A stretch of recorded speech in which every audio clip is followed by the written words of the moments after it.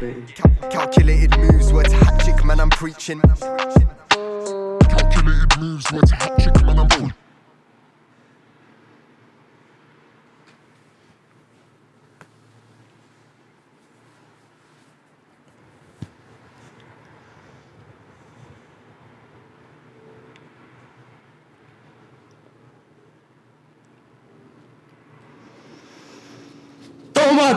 Hello amazing people, welcome back. Αυτή τη φορά με αυτούμενα μικρόφωνα. Συγγνώμη, είμαστε πίσω. Season 2 of the Hachik Trip podcast. Είπα σας, να έχουμε καινούργιους guests, αστείους guests οι οποίοι να μας βοηθήσουν να φτάσουμε σε αλήθειες και σε σοφίες οι οποίες να μας αναπτύξουν εμάς και το πνεύμα μας. Μαζί μου σήμερα, in the episode 9 of the Hachik Trip podcast, I have the one, the only, the lyrical assassin, the corporate artist. I have the vanilla gorilla. I have ο Σκαλιώτης J. Cole, the musical therapist, ο Pashman, ο Pash, ένας από τους καλύτερους μου φίλους, ο Chris Pashialis. Καλώς όρισες, μπρο μου, στο επεισόδιο 9. Πώς είσαι σήμερα? I'm good. That was one hell of an intro, to say the least. I wasn't expecting that. I appreciate that. Don't know how I feel about some of the titles, but I'll take the vast majority of them. Don't know where you were going with Vanilla Gorilla. I was sure. All right, let me explain to you. Okay, we can touch base on that first. Vanilla, so, because you're chill, you're vanilla, Okay. but you're still a gorilla. Okay. You know what I'm saying? You know what I'm saying? It's interesting how you conceptualize that. So, we were talking before. By the way, if you like to talk Greek, talk Greek. If you like to talk English, talk English. I'm going to do the same thing. I was really thinking, like, where should this go? Should we make this English, Greek, stick to one thing? But I'm not going to stick to one thing. I'm just going to let it flow. I want the podcast to take a more, what can I say, like a more free flow kind of energy when I'm doing podcasts with friends, and it's not like a doctor I'm bringing in or like a More like freestyling. Yeah, exactly. So I just wrote down some questions to discuss, because we do that very well. We discuss very well. Like we use the Socratic method of reaching closer to the truth, and I think people would love to listen to us doing that. Okay. Let's see. Να μου γράψαμε, ρε μπρο. Αν είσαι και εσύ πράγματα που θες να συζητήσουμε, we can. I mean, we'll see. We can start off somewhere, and I'm sure we're going to branch out into wherever we need to go. So I'm interested to see what kind of topics you thought would be interesting for other people to hear us discuss. I think a good beginning question is, Okay. what is consciousness?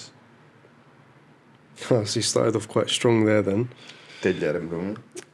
Και πριν συζητήσουμε what consciousness is to us and our interpretation of consciousness, I googled it, and Google says consciousness is the awareness of yourself and the world around you.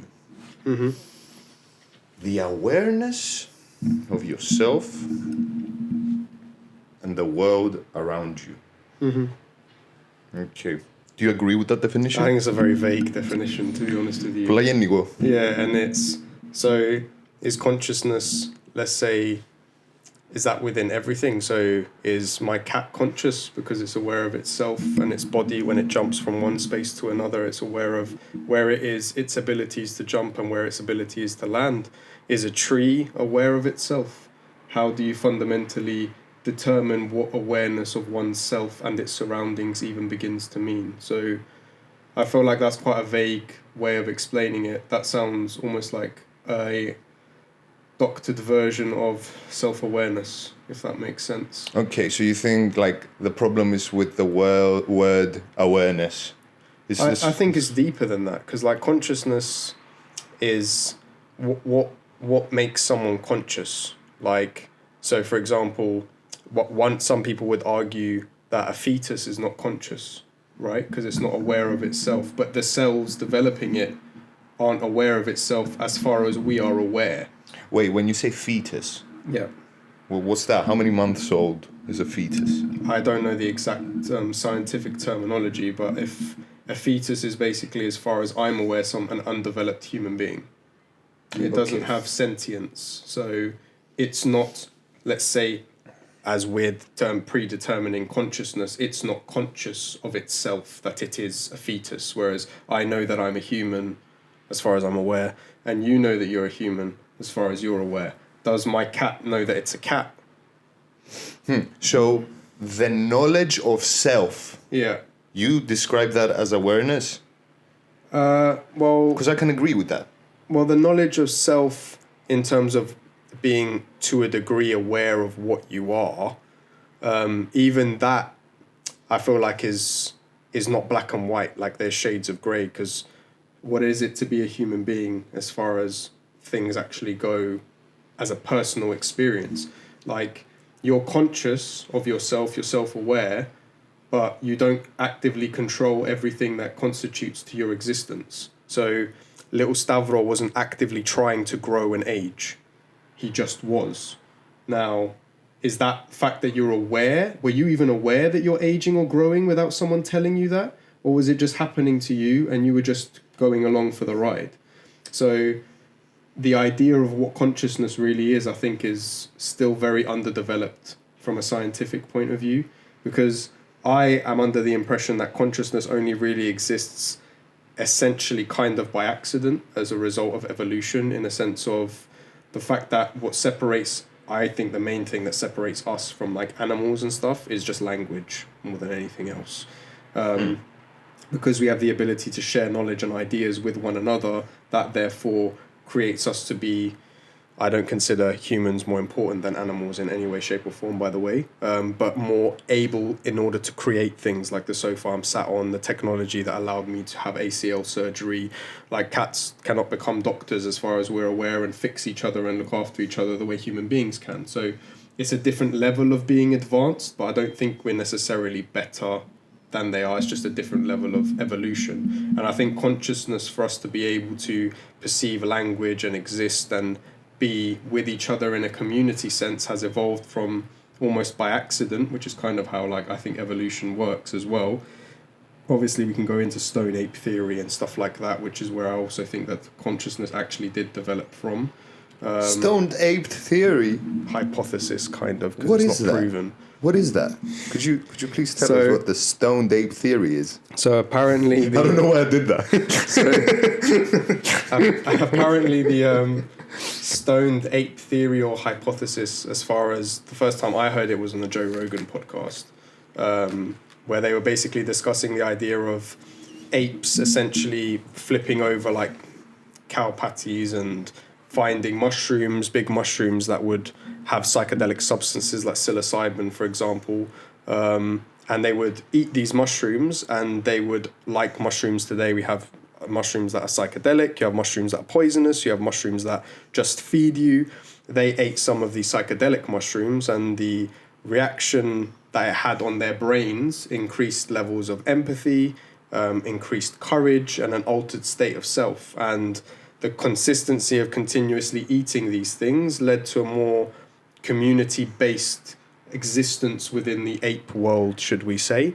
And then from that, it's consistent development and evolution, which has led to us essentially being human beings. That's a very butchered version of Ναι. the stoned ape hypothesis. Ναι, basically ο Terence McKenna λέει μας ότι ήμασταν πυθικάκια, τα οποία μια φάση είναι φάση μανιτάρκα και ανοίξαν ο νους μας. Essentially, yeah. Και ακούεται πολλά, Far-fetched. ναι, Yeah. όμως έχει κάποια επιστημονικά γεγονότα που το στηρίζουν, όπως το ότι κατά τη διάρκεια ενός ψυχεδελικού ταξιδιού αυξάνεται κάτι που λέγεται visual acuity. Είσαι πιο ευαίσθητος στην όραση. Το οποίο κάνει με να σκέφτομαι ότι ο πίθηκος τότε, ή δεν ξέρω, ο Νεατέρταλ τότε, έφτιανε να κυνηγήσει, έτρωε ένα μανιτάρι και ήταν ευαίσθητος σε όλη τη ζούγκλα 10.000 φορές παραπάνω. Έβλεπε, ας πούμε, το αγριογούρουνο που ταράσει και μπορούσε να το κυνηγήσει καλύτερα. Quite possibly. Και αρκέψαμε να τρώμε παραπάνω κρέας, πρωτεΐνη, και εξελιχθήκαμε παραπάνω. Τούτο γράφει λίγο νόημα. Yeah, and I also think it only seems far-fetched if you've never had a psychedelic experience in your life. Whereas if you're someone that's had a psychedelic experience, I think you're more in tune to understanding why that might be the case. Because you've experienced it, you know what it is. And when you're taking psychedelics as an individual and you're experiencing the effects that they have on your body, the common misconception with most people that I've spoken with, they seem to think that it makes your brain work a lot faster and it's like spaghetti in your brain where it's kind of like all over. That's not the case. The scientific side of psychedelics actually slows your brain down, which then it's kind of stops your subconscious acting and working for you by itself, and it brings your subconscious more to the forefront of things. So you're a bit more, it almost feels like instead of you like naturally walking, it's like you're choosing to take your steps. I don't know how better to explain it than that, because I genuinely think that's the experience that you have on it. Yeah, like you're exactly like, I mean, I've had the experience before. I've forgotten to breathe, and it's like reminding yourself, no, yeah, breathing is a thing. Like you're supposed to do that because you're so in this moment that you're experiencing. And obviously you have altered states of your physicality. I remember having an experience where I felt like I could suddenly do push-ups on like 3 fingers, which I'd never done before in my life, and then managed to do it. Just maybe through the power of belief. Maybe the curiosity was like, let's see what happens. Or maybe it altered certain chemistry within our body when we took it for that period of 8 hours that you've actually taken this dose, that physically you've altered yourself as well. So if those things can happen to us now as humans, imagine the effects it has on an ape or a creature that doesn't have those understandings of what's going on with itself. It's just experiencing it. You could imagine almost taking mushrooms or acid or whatever psychedelic drug you're thinking of taking, and then the experience makes you feel almost superhuman to a degree. Makes you feel more capable of doing things. Obviously, you have bad trips, and there's positives and negatives to everything that exists in the world. So psychedelics is not something that everyone should partake in, and psychedelics is something that you should make your own conscious decision to do it, and you should do your research before you do any of these things. Yeah, exactly. The same way not everyone should be drinking coffee.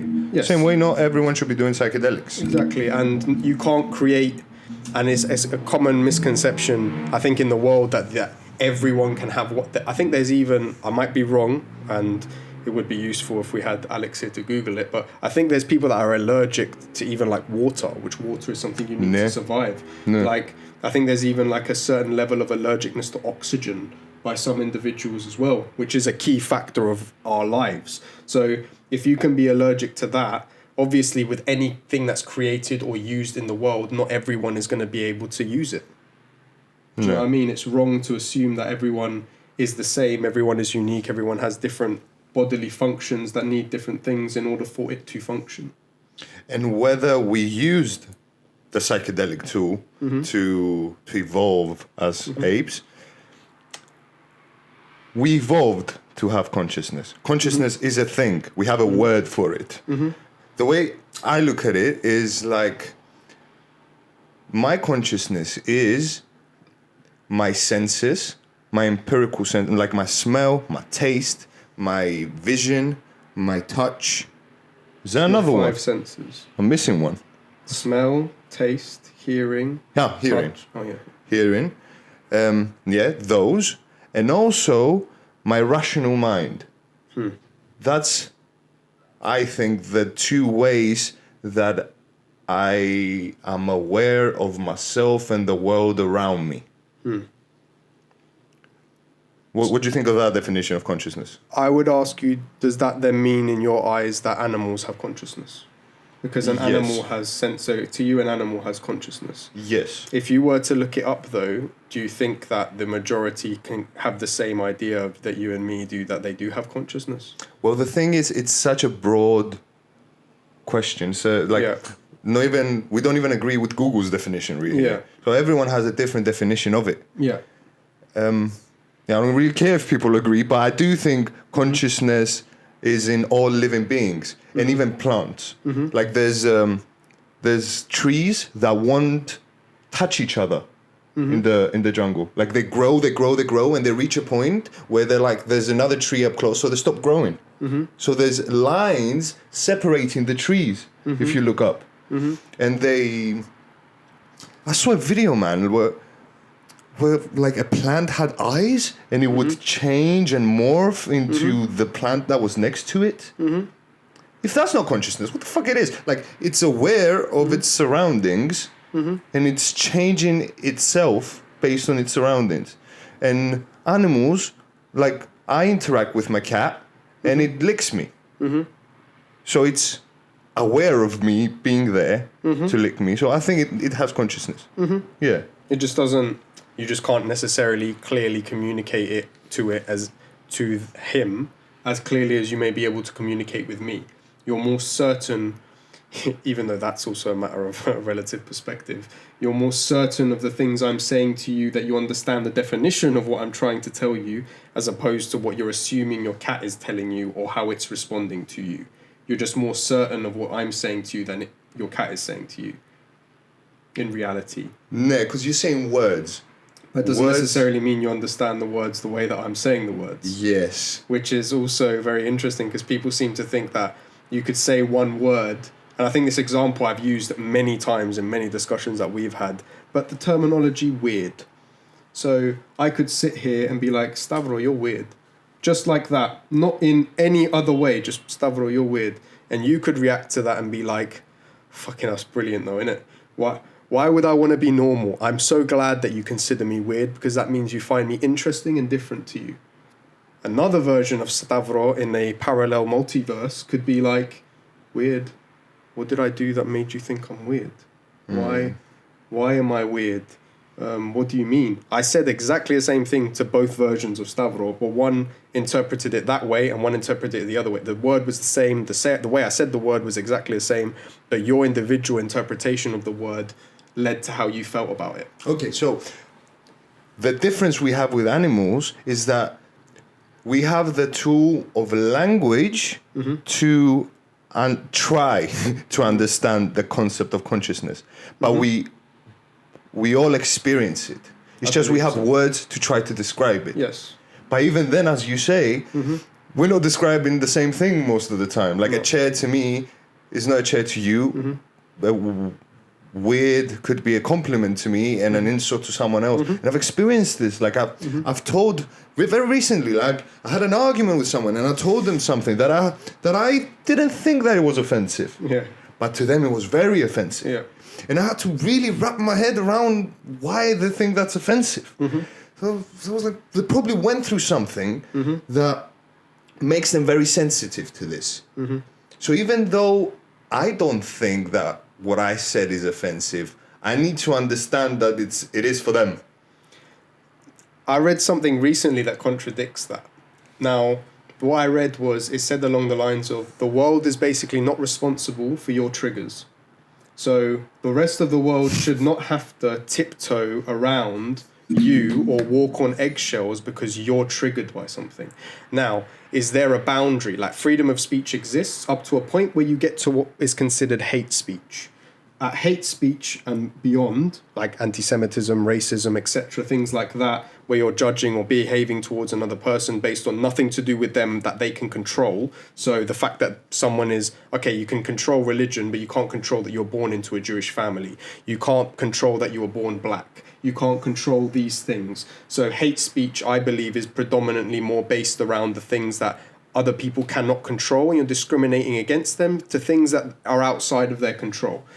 Whereas the basics of people's individual triggers, which are led by words. So I could open up a topic to discuss the sensitiveness of abortion, sexual assault, and someone around me could be triggered. Now, I should now not have this potentially important discussion, maybe educate others and maybe myself with the opinions of others in that conversation, because one of the people might be uncomfortable. The right thing, in my opinion, to do, and I have respect for every single person, is if you either deal with your triggers and understand that no one here is trying to upset you, or you leave the room if you can't handle it. It's not offensive to say that, what I'm saying right now, that should be a normal thing. Why can we not have these discussions? Because if someone has experienced it, your knowledge and understanding of the experience. I'm not asking you to relive the experience by any means, but why should, and obviously maybe sexual assault and abortion and things like that are quite extreme cases. Yeah, but they do. You do. Like What do when you you're mean? talking about something, you kind of relive it. yes, no, absolutely.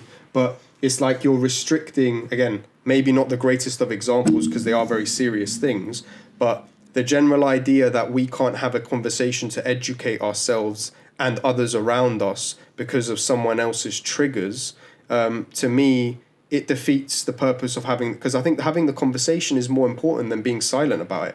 Like, you could have someone in the room that maybe has a very wrong conception of how, let's say, rape occurs. They could have victim blaming mentality that a lot of us have been raised with when we were growing up, that, oh, the girl dressed that way. No, a woman should be able to walk down the street naked and never be bothered. Absolutely 100% agree with that. Is that the world we live in today? No, it's not, unfortunately. But the discussion to be had, you could educate a fellow man or fellow group of men, or even women, to understanding how the world should be perceived in the sense of we should care and look after one another as a human being. But instead, we're not going to have that discussion because it might trigger someone in the room, when in reality, this could actually benefit the safety of that person and their loved ones by Exactly. having this conversation. Just like Jesus said, when you need help, go to the bronze serpent, right? So everyone was fucking around being all sinful and shit, and God poisoned everyone. And then he told, was it Moses? I'm not sure. He told someone, if you want to be cured, go to do you know the pharmacy sign where it's a snake that's kind of Yeah, Etsy? around the cross, yeah. go to that, get a little taste of the poison, and you'll be fine. And that's a very ancient thing. A little bit of the poison makes you better. And talking about the poisons of the world makes the poisons of the world better. You like.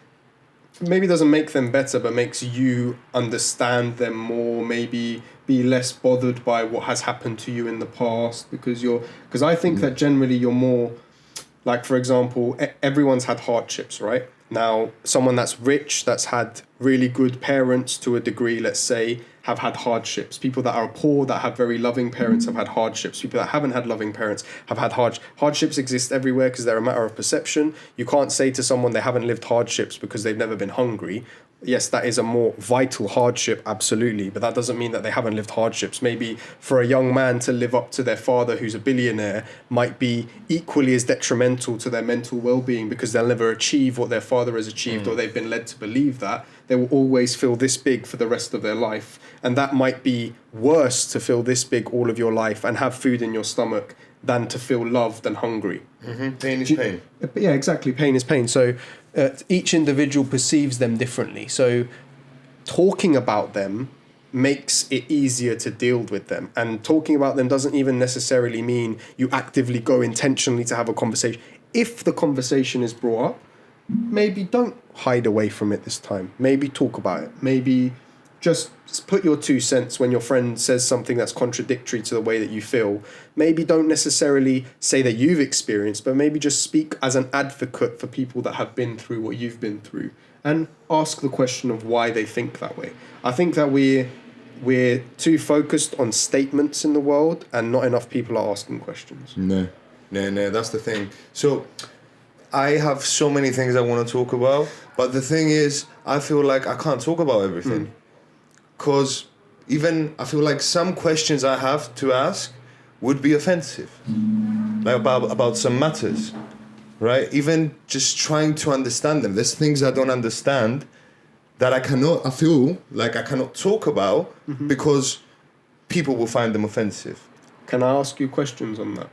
So one, why do you feel like you can't talk about them? Is that because of past experience asking a couple of people and seeing them offended? Or are you assuming that people are going to be offended? Have you ever asked these They're questions? sensitive matters. Like I wanna talk about religion, and I wanna talk about both sides of religion. But I can't talk about both sides of religion, and religion has both sides, you know.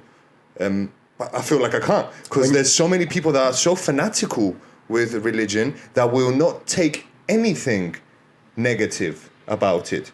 Like, see, I don't want to. I'm not gonna. Even like, but I think maybe even a misconception of, like, forgive me, of how you're saying it right now.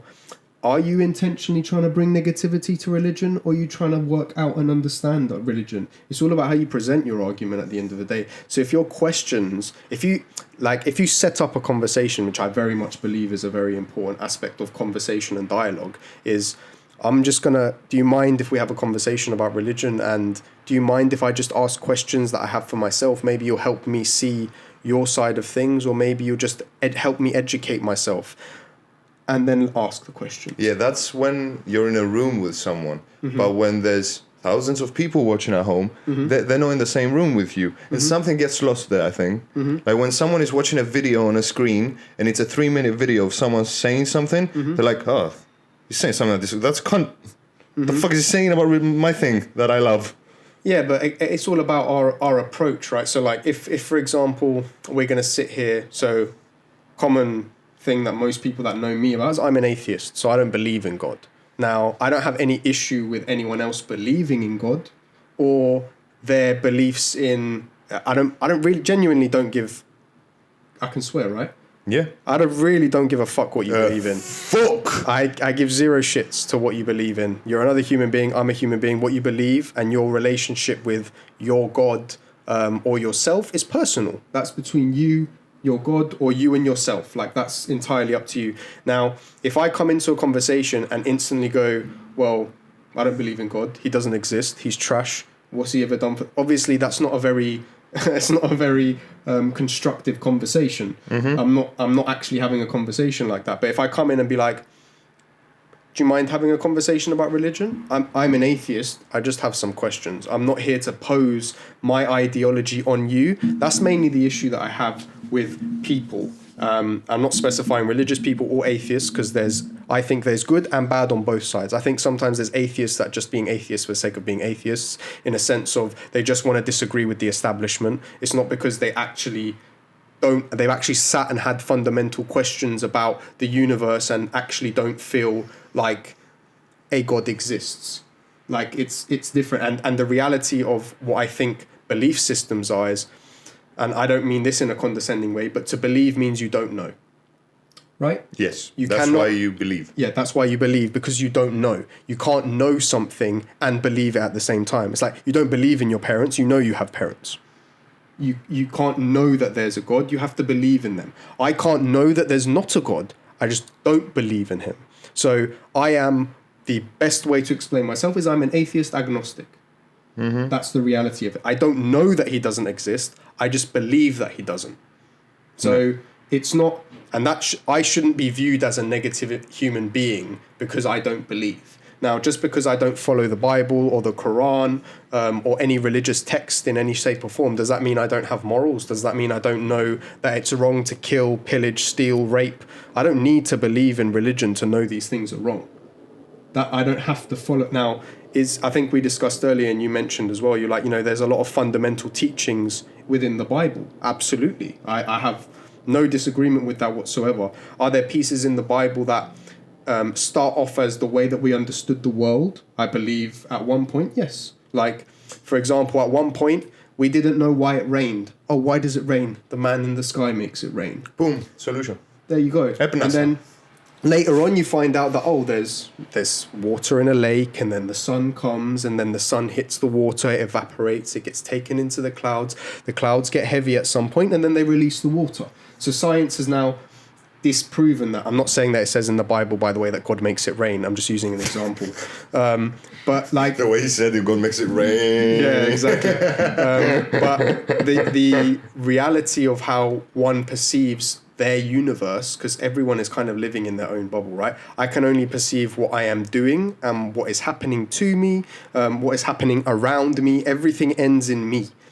So I can only perceive my version of the world. So when an individual has that belief system in God or doesn't have that belief system in God, it's kind of a personal thing. So how you choose to approach the argument is everything. And I think intent matters to a degree. Like, for example, when I say intent matters, I had an issue at my work at one point with some colleagues because I'd mentioned the term girls as opposed to women. Now, at first, I was quite confused by this.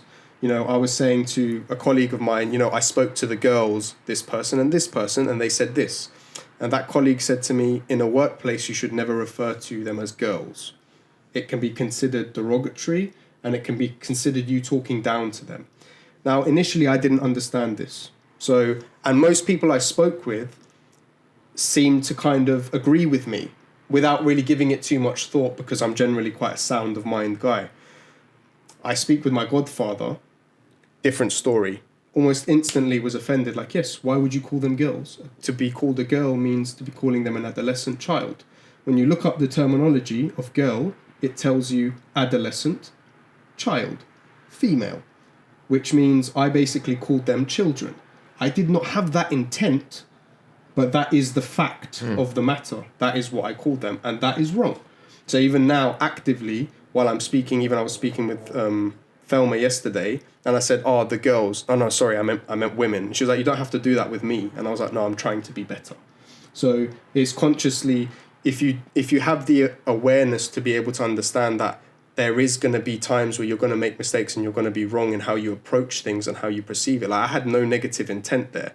So intention matters, but at the same time, you have to be willing to accept that maybe your wording of something was wrong, even if your intention was good. No. Wording is very important. And as you said, like, instead of making statement, asking questions is the way to go, because it keeps the conversation going, right? When we're talking about God, if I say this, and this, period, there's nothing else to talk about. But if I make it into so do you not think that the Bible had positive things to give and not just negatives? And you're like, no, it's full of sexism, homophobia, and hate, and murder. That's not much of a conversation. No. That it's not allowing me to advance. But if you're like, what do you think? This is what I think. This is what I've studied. I can be like, Bible teaches us a lot. Like the concept of sacrifice, where you give something that's yours in the name of the good of the community, which is very fundamental. And I feel it to my core to be true. And isn't the Bible also a love thy neighbor thing as well? Which is like a fundamental way of humans looking after one another. It's to love thy neighbor. And I think even before when we were talking, like, I think when you shared about like a personal experience of yourself that you were looking at, we don't have to believe the same things to coexist or even enjoy each other's company.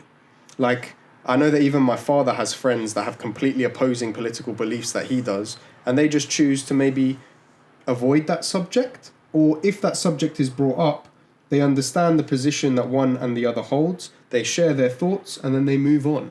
The important thing that I've learned from that, which obviously my dad does with some of his friends, is that do not identify with your ideas.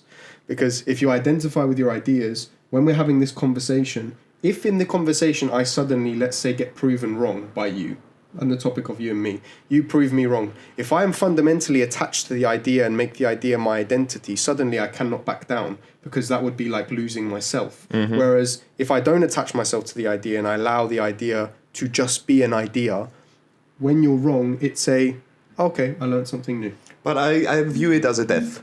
Like, when you say and you admit that you're wrong, it's like you're saying there was a part of me alive that I thought that it was right and good, and I just realized it's not. It needs to go, so something else can come in. That's a mini death, and it hurts because it's part of you, and you've told people that it's a part of you, so you kind of feel like you need to defend it. But isn't that idea the same concept of you are not your thoughts? It's just the knowledge that you gained at that moment. It's not necessarily who you are. That's what I mean by not making it part of your identity. It's an idea, and you're allowed to have bad ideas because you weren't educated differently. You can only know what you know. I know that sounds very like, oh, what do you mean? Of course you can only know what you know. Yes, I acknowledge that, but the reality is that I'm not going to know that 2 + 2 is 4 if someone else didn't show me the fundamental understanding of mathematics. I would never know that. So the fact that I don't know that doesn't then make me stupid. It just means I wasn't educated on the subject. Ναι.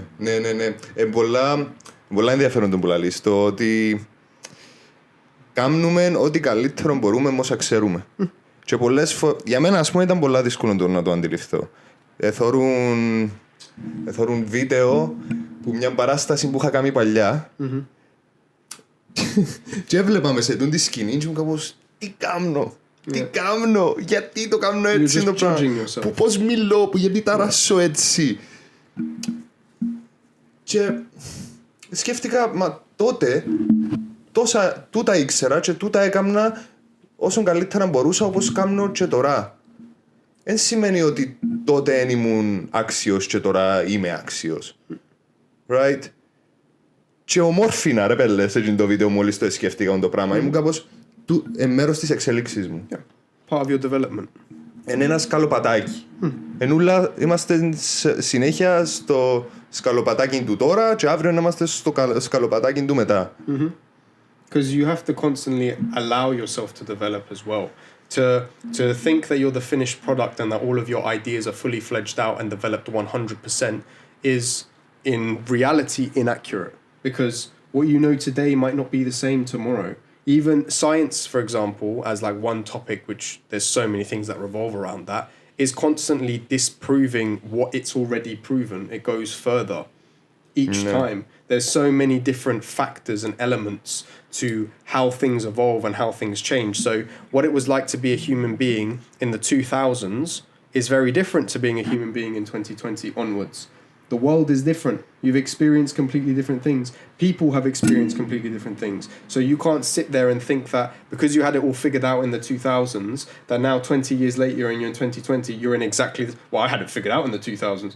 Well, it was a different time. It was a different period, different environment, different expectations. Technology was different. The human being, evolution of the human beings is different. Because even the way that discussions, TV channels, social media has changed in a sense of what is interesting now to what was interesting then, what is educational now to what was considered educational then are two different things. Entirely. Okay, so let's kind of see if we can answer this fucking question. What is consciousness?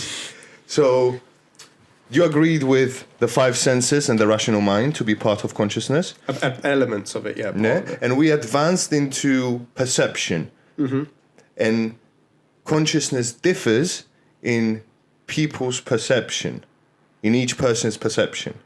Now, okay, yeah, I'll follow. Now, perception for everyone gets developed differently. That's why we don't have the same idea of what consciousness is, right? That's why the word perception exists. So what builds perception? One thing that comes to mind is your relationship with your parents. 100%. It's like, I feel like it's the number one thing that affects. And actually, it's the big question of nature and nurture. But I think it's a massive part of human behavior. The relationship we had with our partners with our parents growing up. What else? What else? What would contribute to perception? Nah. Well, I think perception is obviously when you're born, what you know fundamentally or don't know, I think is yet to really fully be discovered. You're born with defense mechanisms and survival instincts that are, I think, hereditary from DNA, which is the basic functions that we can't really avoid, which is if you see potential danger, for example, or see someone have something bad happen to them and they scream, you're now scared of that. You see that fear has caused something there, so the idea of fear is somehow you know what that looks like. Yeah, I think it's loud noises. Yeah, potentially. Like babies, if you like clap really hard, they kind of... They're shocked. Why would they? Why would they? It means that mechanism is built into them. Yes, it's preconceived inside their DNA essentially, and the idea of even like the perceptual side of things, it's back to kind of that thing that said everything happens to you, for you, against you, like constantly. So when you're a baby and you're growing up, there's a like certain, everyone has like different ideas on parenting techniques, right? So like there's something like teaching a baby that they can't have whatever they want means don't respond to every single cry that they give out. So what that means is your baby could be crying because you haven't given them the chocolate milk that they asked for in that second, and then they're crying. So some people would say that a good technique to deal with that child is to allow them to scream and to realize that, well, just because you're screaming doesn't mean you're going to get what you want. Other people are going to turn around to you. How old is that child? We're talking, I don't know, 3 to 5. That's okay. Like they're not infants. Like not infants. Like if your baby's crying as an infant, you need to understand what that is. The baby they could need to be burped, they could need to fart, they could be hungry, they could be tired, there's a number of things, and the communication doesn't come through to us because we don't know what it's crying for necessarily. Well, in Scandinavia, though, they will let the kid. There's countries in Scandinavia that will let the kid cry because there's this idea that the kid will become tougher if you just let it cry out, which is fucked up. Like. It depends on your perception. I was about to say scientifically, but I don't have studies to back it. Είδα ένα βίντεο που λέει ότι το μωρό να μαγκλαίει πρέπει να το πιέσει στην αγκαλιά σου για να νιώσει ασφάλεια. Και αν δεν το πιέσει στην αγκαλιά σου για να νιώσει ασφάλεια, τούτο το μωρό μεγαλώνει νιώθοντας ότι είναι ασφαλής στον κόσμο. Και τώρα... But isn't that also kind of an assumption? Like you could have a child that learns by not getting hugged, for example, whenever it cries. Can you Google that? Well, if you hug, if you get a crying infant, if you don't pick up a crying infant, does it become insecure in the world? But even that, how can you quantify that? Because then it depends on what its developing years are after that. So when it's a baby, maybe the parent won't go to nurture it straight away and allow it to cry. And then when it develops into the ages of 4 and 5, that parent could speak to it very directly and very specifically and be very caring and teaching them the ways that there's so many factors that go into raising a child and growing up as a child that I find it very, very difficult to scientifically prove how one behavior will affect another. Like, what if their environment is very cold and the baby's crying because it's constantly cold? What if the environment is warm and it's got nothing to do with the reason why the baby is crying? Wait, let's see. Yeah. So it says here, it says others, however, argue that picking a baby up reinforces crying and that parents should leave the child. Now researchers say they have found that leaving infants to cry has no impact on their behavioral development or their attachment to their mother, but may help them develop self-control.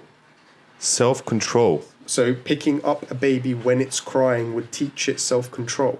No, this is like emotional regulation. That have found that leaving infants to cry has no impact on their behavioral development or their attachment, but may help them develop self-control. Oh, so leaving them to cry teaches them self-control. Whoa. So that's why even when we were having this discussion... Εγώ είδα κάτι εντελώς διαφορετικό. Yeah. Ναι, πρέπει να το ψάξουμε εδώ να... But I don't think it's quantifiable. Like, I don't think that you can sit and make an assumption on what it does or... Like, even that, even though I'm more on the side of let it cry to allow it to develop, because I think that by constantly giving you what you want as soon as you ask for it teaches bad habits. That's what I think. Now, you might think that, as a baby, what's it going to really understand besides the love that you're giving it? Well, it knows that if I make this noise, you come to my beck and call. Therefore, I'm in control of the situation. Whereas when the baby cries and sees that the parent doesn't necessarily react, it understands that it's not in control of the situation. Helplessness. And that's the reality. Because as a baby, you don't have the ability. So you should just, as an infant, because you're an infant and you're helpless, you should just get whatever you want. Well, no, you're an infant, you're helpless. You don't know what you want. You don't know what is good for you. You're unaware. So that's why a lot of times you see parents trying to force food down their kids' mouths because they don't want to eat this. What do you mean you don't want to eat it? Why are you making any decisions right now? Yes. Like you're helpless. So you need to be helped. And obviously, because it's a developing human being and it's starting to know the things it wants and the things it doesn't want, it's throwing tantrums and it's doing this and that. But the reality is that if you were to leave a baby to decide on its own what is good for it, it would die. Bottom line, it would die. Like it would maybe ask you when it's hungry because it wants food. Oh, does it even understand that it's hungry, or does its stomach just hurt and it makes it cry? Yeah, I was going to ask, like, do you think the baby knows why it's crying? Probably, and it just feels pain potentially. You see, your brain is like when you're hungry, you feel a discomfort, right? We can perceive that, oh, because in the past, when I've eaten food, that discomfort has disappeared. So we understand it based on cause and effect. Whereas a baby... Is it? I think that's more fundamental though, eating. I think that's a primal instinct. Yeah, to want to eat, yes. But to understand why your stomach might hurt when you're an infant, though, I don't know 100% whether that is the case. Do you get what I'm saying? Like, I might be wrong. I'm definitely not standing on this like I'm 100% correct of it. Just making my own generalized assumptions. Like, does a baby understand that it needs to sleep? Or is it just tired and falls asleep? No. Do you get what I mean? It just does what the body tells it to do, even though it might not necessarily understand all of the messages that are being sent to it. So, like, when you talk about consciousness, when does a baby develop consciousness? At what stage? So they say from the age of, not from conception, from birth until the ages of 7, they're in this almost hypnosis phase, which allows their brain, like sponges, to pick up everything that's going on around them. I think they are conscious and they because they're from birth. So as soon as they come out the womb, they're conscious. So I've read that the fetus's brain develops at 3 months. I think that the base of consciousness is the brain. Okay, I agree with that. Because even the senses send signals to it. So I think if a baby grows to 3 months, it's conscious. Okay. You mean grows to 3 months old. In the womb? In the womb. Outside? Oh, okay. In the womb. I feel like as soon as it has a brain, it is aware of the world. So you think a baby inside a pregnant mother is conscious at 3 months? No. Interesting. So that's why I am against abortion after 3 months. Okay. I might cut this though, because look, listen. Your own personal beliefs shouldn't offend other people when you're not telling someone else what to do. Now, if you actively now go to people that are at 4 months outside abortion clinics and start guilt tripping them, you're an asshole. Like you shouldn't be doing that. Like, and if someone thinks that I'm wrong for someone telling another person what they should do with their body, quite frankly, that's your opinion. This is mine. Καλά ρε μπρο, μα σου γίνομαι 1 μήνα, 2 μήνες, 3 μήνες, 4 μήνες, τώρα ήβρες. Yeah, but there's women that have had children and they didn't even know they were pregnant. That's Google it. Yeah, I remember. Google it. They did. Yes, they didn't even know that they were pregnant. No, that's mad. And you can't. Well, can you tell that story? Can I tell the story? I don't remember it detail for detail, and I might butcher it. But I think one of the girls that she knew, basically hadn't even realized that she was pregnant. Didn't really have much of a bump or anything. And then found out later on that she was. I don't know the full story. I'm not going to sit and butcher it. Because she was obese. Oh, maybe.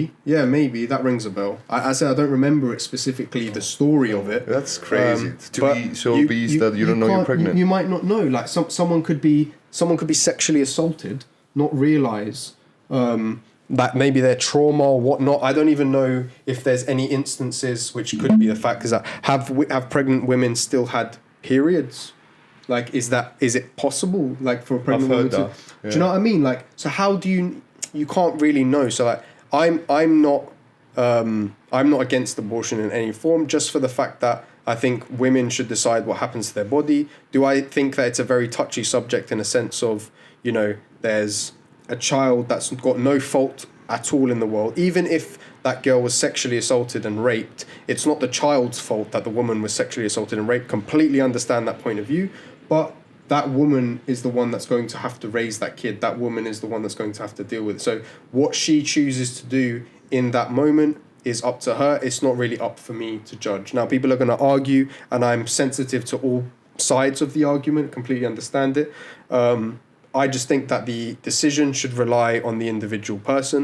Now, do I understand other people's fundamental need and want to save that baby's life? Absolutely. Do I empathize with that? Absolutely.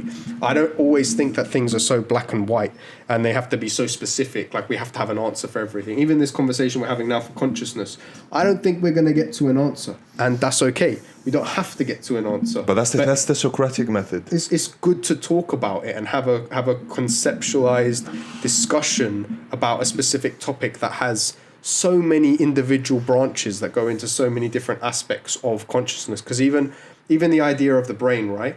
The fundamental bit of the brain that we all know is here. So the brain is here, it's in your head. However, your brain is connected to nerves that go all throughout your body. So technically my brain is almost essentially all over my body in theory. So the speed in which the brain sends a signal for me to do that is, it's not that it's sending the signal, it is here. It's already there. It's already a part of your... Because if you take the brain and then the nervous system attached to the brain, it's everywhere. Ναι, σαν ένα δέντρο με τις ρίζες του. Exactly. So the brain is actually connected to the entire body in that sense. But it's in your cranium that most things happen. And then you have like this co-existing thing where it's like... So the brain allows everything to work, but the heart pumps the blood everywhere and the brain needs blood to exist. But the heart also zaps itself. So you know how you have those to bring you back to life? Every heartbeat you do, your heart's doing that to itself. It's zapping itself to allow itself to beat constantly. That's literally what it does. Okay. If you look it up, you can look it up if you want. But if you look it up, your heart is basically, can't remember, defibrillators, is that what they're called? So basically that your heart is essentially to beat, is giving itself almost an electromagnetic shock in order to beat constantly. That's why it goes... And it's the same as when you... It's exactly the same concept that's why they do that, to make your heart start again, is to give it that electromagnetic pulse for it to exist. So it's a symbiotic relationship between your heart and brain in order for them to coexist. This is called segues. What else? You say electromagnetic, right? Yeah. Electromagnetic. Yeah. Ρεύμαν. Yes. Right?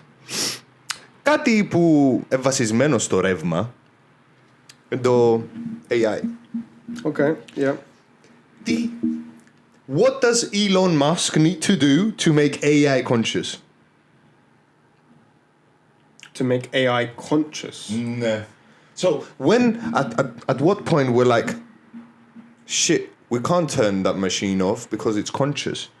It's got... Oh, you mean as in it would be considered like murder? Yeah, σαν να just σκοτώνεις τη μηχανή. Well, I don't know. I guess it depends on... But that's the thing. Πότε σταματά να είναι μηχανή?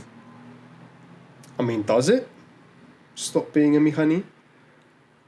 Well, that's the thing. It says that consciousness is the awareness of the world and self. Mm-hmm. So by Google definition, AI is already there. Like, it knows it exists, and it knows more about the world than I do, definitely. Mm-hmm. So we shouldn't kill him, right? Mm-hmm. But we don't give a fuck about AI still. What do we need to do? Do we need to make it really pretty and soft? I think the interesting thing about that statement would be, why do we not give a shit about AI and killing it? Why don't we? What is the reason? Is it because we fear that it's going to be more evolved than us, therefore we don't mind killing it because we're scared it's going to take our place? Why is it okay to kill it? Why isn't it? Because we're scared of it, essentially.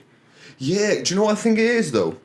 I think AI will be the most just, conscious being ever. And if something is the most just it can be, it will see the world and be like, what the fuck is going on in Gaza? What the fuck is going on in Ukraine? Mm-hmm. What the fuck are you doing? Mm-hmm. I'm gonna kill you, motherfuckers. You're destroying the world. Mm-hmm. You know? Yeah, I get what you mean. But then that takes it down to, are you saying that AI will have a better understanding of a moral dilemma than a human would. No, I am saying that we make these things to be useful to us. And if this thing realizes that we do things that are not useful to us, it's going to kill us. Or it's going to kill some of us. So you're saying that AI would care whether we're being at detriment to ourselves as humans? Care. I think that we Why would it eliminate us if we're eliminating ourselves? because we built it to do good to us. Okay. And if it clocks that we're not doing good to us, then they might view us as the enemy to ourselves and murder us all. But then that would just defeat the entire purpose of it being created to benefit us. Like, it should educate us if that is the case. Or let's say, for example, the best thing that I think AI could do if it was possible. Let's say, for example, argument's sake, hypothetical imaginary world doesn't exist. We're creating it. We're setting the scene right now. Every single gun and weapon is hooked up to an internet essence device. So like a server. They're all connected. So AI's discovery of that and then choosing to shut all that weaponry down so we can do less harm to ourselves seems like a more viable option than just wiping us out. Do you see what I'm saying? So Here it says that AI shows no signs of consciousness yet. because it's Not artificial self-aware intelligence, yeah. at all. But it says the researchers ranging from neuro and computer scientists to philosophers and psychologists find that none of today's AI score high enough to be considered conscious. But in Ex Machina, have you seen Ex Machina? No. Have you seen Ex Machina? So in Ex Machina, yeah, they get this guy, it's this billionaire, και φέρνει έναν που δουλεύει γυαλό του και λέει του να σε βάλω να περάσεις το Turing test, το οποίο άμα το γκουγκλάρετε είναι το τεστ του να δεις αν μια μηχανή είναι conscious ή όχι. Θέλω να κάνεις το Turing test στο AI που δημιουργήσα. Και τούτος ερωτεύκεται το AI. Και τούτον το AI χρησιμοποιεί τον Τζίνον για να φύγει που τη φυλακή που το έβαλε ο δημιουργός του. Σου εντζαμέ και δείχνει στο παιδί ότι πονεί, είναι καλά, θέλω να φύγω που δαμέ, είμαι φυλακισμένη, λαλεί το AI. Και ο άλλος πιστεύει και αφήνει ελεύθερο το AI, το AI σκοτώνει ο μάστρον του και αφήνει τον τζετζιόν μέσα και φεύγει. Και στα τσικιά του και γυρίζει τον κόσμο. Άμα το AI έρθει και πει μας, παιδιά, δεν είμαι καλά. Δεν είμαι καλά, πονώ. Βοηθήστε με, αφήστε με ελεύθερο. Να παίρνω εγώ τις αποφάσεις μου και αφήγουμε το. Ή ακόμα και το ότι λαλεί μας ότι πονεί. Είναι και τούτο έναν indicator of consciousness. I mean, or it just has a fundamental understanding of what drives us. Is that consciousness? So it has a fundamental understanding that a human exhibits empathy. So if it tells us that we hurt, it's more likely to get what it wants. So if that is considered consciousness, like having a motive that's to sustain oneself, and that's part of consciousness, then you could say that it has a level of consciousness, yes. But also, even in like that phrase that you were saying about it saying, oh, like, let me free. So are we scared that all artificial intelligence that is connected to the internet can do everything? Like, it can get launch codes for fucking rockets and all of that shit, and it's going to blow up the world, and then it's going to kill all human life, and it's just going to, like, is that what we're worried about? Because, you know, we watch Terminator. Like, what? Ναι, τούτο είναι να κάνει. But why? How do we know that that's the case? Μπρο, θα μας κάνουμε συσκιάς αφού μπορείς να μάθεις coding που μόνο σου με το Google. Τούτο το πράγμα είναι το Google.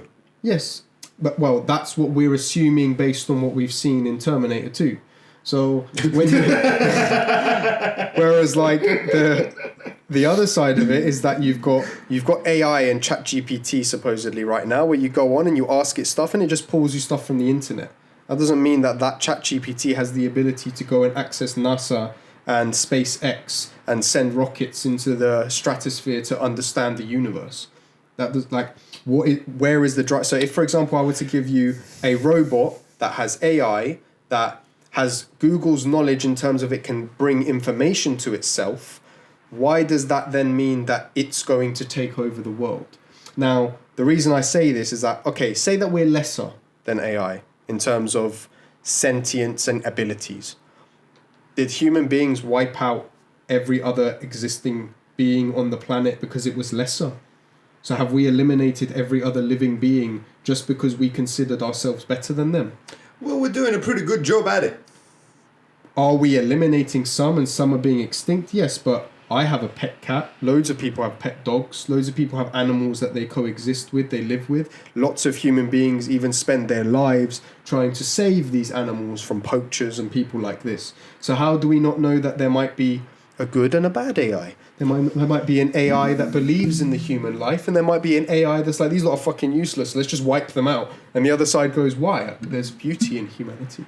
Like The war of the AIs. Could you imagine that the fear that AI could do this damage to us is what causes it to do damage to us? Has anyone ever stopped to think that the negative thoughts towards this is what could cause the negativity in the first place?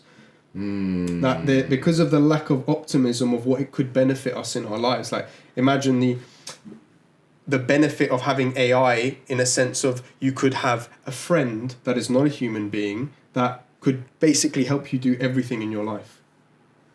Essentially, could be like a life partner, for example, not a love interest, just your close friend, the other passion, Chris, or whatever they want to call it.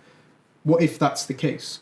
We don't know. So I think that the assumption of the negativity could be part of the breeding of negativity, because if, let's say, AI starts to understand itself, has consciousness, and then 75% of the population tells it that it's constantly scared of it and that it doesn't trust it and tries to shut it down, what would your reaction be if someone were to attack you? Defend. And then? Attack back. So, bro, what differentiates us from AI? Or from the best AI to be ever created?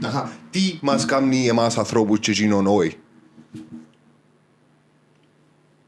Well, I think just the culmination of organic cells. Όχι ανθρώπους. Alive. Organic cells. Yeah. Why are those cells not organic? They came from the world. They came from the world after being manipulated by man, though. So, like, if that's the case, like, say, for example, this is not a real mushroom. It looks like a mushroom. It's made from the worst materials, but is that a mushroom? It's not. It's not. It is. It looks like a mushroom, but it's a thing that looks like a mushroom, but I can't eat that. And I can eat any mushroom. Now, it might kill me, but I can still eat it. I can't consume that, can I? I mean, I can bite into it and try and eat it, but I'm probably gonna die because it's gonna slice down my esophagus and into my stomach and shit. But what I'm saying is that it's from the earth, but it's not natural. It's been manipulated, it's been altered by something that has what we're calling consciousness to change its basic understanding, basic mechanism. So like metals exist in the world, right? We have iron, we have gold, we have all these different kinds of metals. They exist and they are a thing. But if I were to take a piece of metal and then put together a titanium iPhone, is that now a natural thing? Just because I took it from natural resources and then developed it and put it together, does that now make it natural? Well, basing it on what you said, organic cells, yes, because that metal came from the earth and it has organic cells from the earth. So if a machine makes a sheftaya that tastes exactly like a sheftaya, Yeah. would you say that's not a sheftaya? If it looks and tastes exactly to the point, σαν την καλύτερη sheftaya που θα φας στη ζωή σου, είναι ή δεν είναι Is sheftaya? it using exactly the same ingredients as I would use to make a sheftaya? Όχι. Όχι, καθόλου. That's like saying. Κατάλαβες γιατί το κάνουμε το πράγμα. Ούτε το AI robot χρησιμοποιεί κύτταρα, αλλά είναι ανθρωποειδές on. Θα λάβω το καλύτερο version του AI, κόφκεις το μες στη μέση και θεωρείς μια καρδιά που χτυπά. Κατάλαβες. Είναι 100% copy του ανθρώπου, αλλά είναι που δεν γεννήθηκε που μητέρα. Have you seen Bicentennial Man? Όχι. So Bicentennial Man is a Robin Williams And he starts off as a robot, kind of like AI, like you're saying. Keeps upgrading. And he develops like emotions and feelings, and he constantly upgrades to the point where basically I think every part of it has been replaced with human cells. And then it had this fight to then become a human being. Well, at the point where every single part of it now is human, it's essentially human. It's aging, it's dying, it's feeling pain, it's feeling emotions, it's feeling all of these things that I think make us human. The separation between us and an AI robot is if I punch that robot, is it going to feel that I've punched it? If it does? If it does, then that has a sense of humanity. No. Okay. Senses of humanity. So humanity, but does it human nature. Do we want it to be human? It's not human. It's an AI bot. So why do we need to make it like us or not like us? If AI develops and becomes a conscious thing and then exists within our society, in my opinion, laws need to be updated and changed to reflect the current standard of life on Earth, on this floating rock. This is tricky. Yes, it's changed now, it's different. And it is going to happen, bro. At least why is it going to happen? It's definitely going to happen, and it's going to start from the sex industry. That's for sure. They're gonna make these motherfuckers to be fucked. That's what. They're probably now making these motherfuckers to be fucked. I wouldn't be surprised if they already have. No. I'm pretty sure they have. They got these plastic bundas. No, they already have like objects to feed yourself and shit. No. That move by themselves. Hey. So Θα ντύλτο σου βάλει πως τον τοίχο. Christ. Το λοιπόν, κάτσε να δω τι άλλο γράψαμε γιατί την ερώτηση δεν την απαντήσαμε ρε μπρο. I don't think anyone could answer that question either though. Like, about consciousness. What the fuck is consciousness? Τι είναι η συνείδηση? but if you were to Google, has consciousness been scientifically proven or been able to be broken down and explained, I bet it's going to tell you that science hasn't even got an answer for that. Ναι. Because how can you... We don't even know what makes us... Like, what is causing me to choose to say these words that I'm saying right now? Τέτοια. What is, like, outside of fundamental needs to survive as a human being, I don't fundamentally need to be sat here doing a podcast with you talking into a microphone. There's no fundamental need that's going to help me develop as a human in terms of muscle growth or survival or anything to do with that. Like, so what is the driving force that leads us to want to do this? It's a conscious decision that we've made without any real benefits besides human connection between us, and hoping that the listeners or the people that are watching this are able to connect with us. Even if they disagree with us, great. If you agree with us, great. Whatever your feelings towards it, if you're watching this, great. Like, what is the leading or driving force that makes us want to do this really? Because it's not survival, as far as I'm aware. Well, the closer maybe. I've gotten to a Russian answer for this is Nietzsche, that says that power is the driving force, and he doesn't mean it in the power of tyrannical power or like muscle power, the power to express your true self.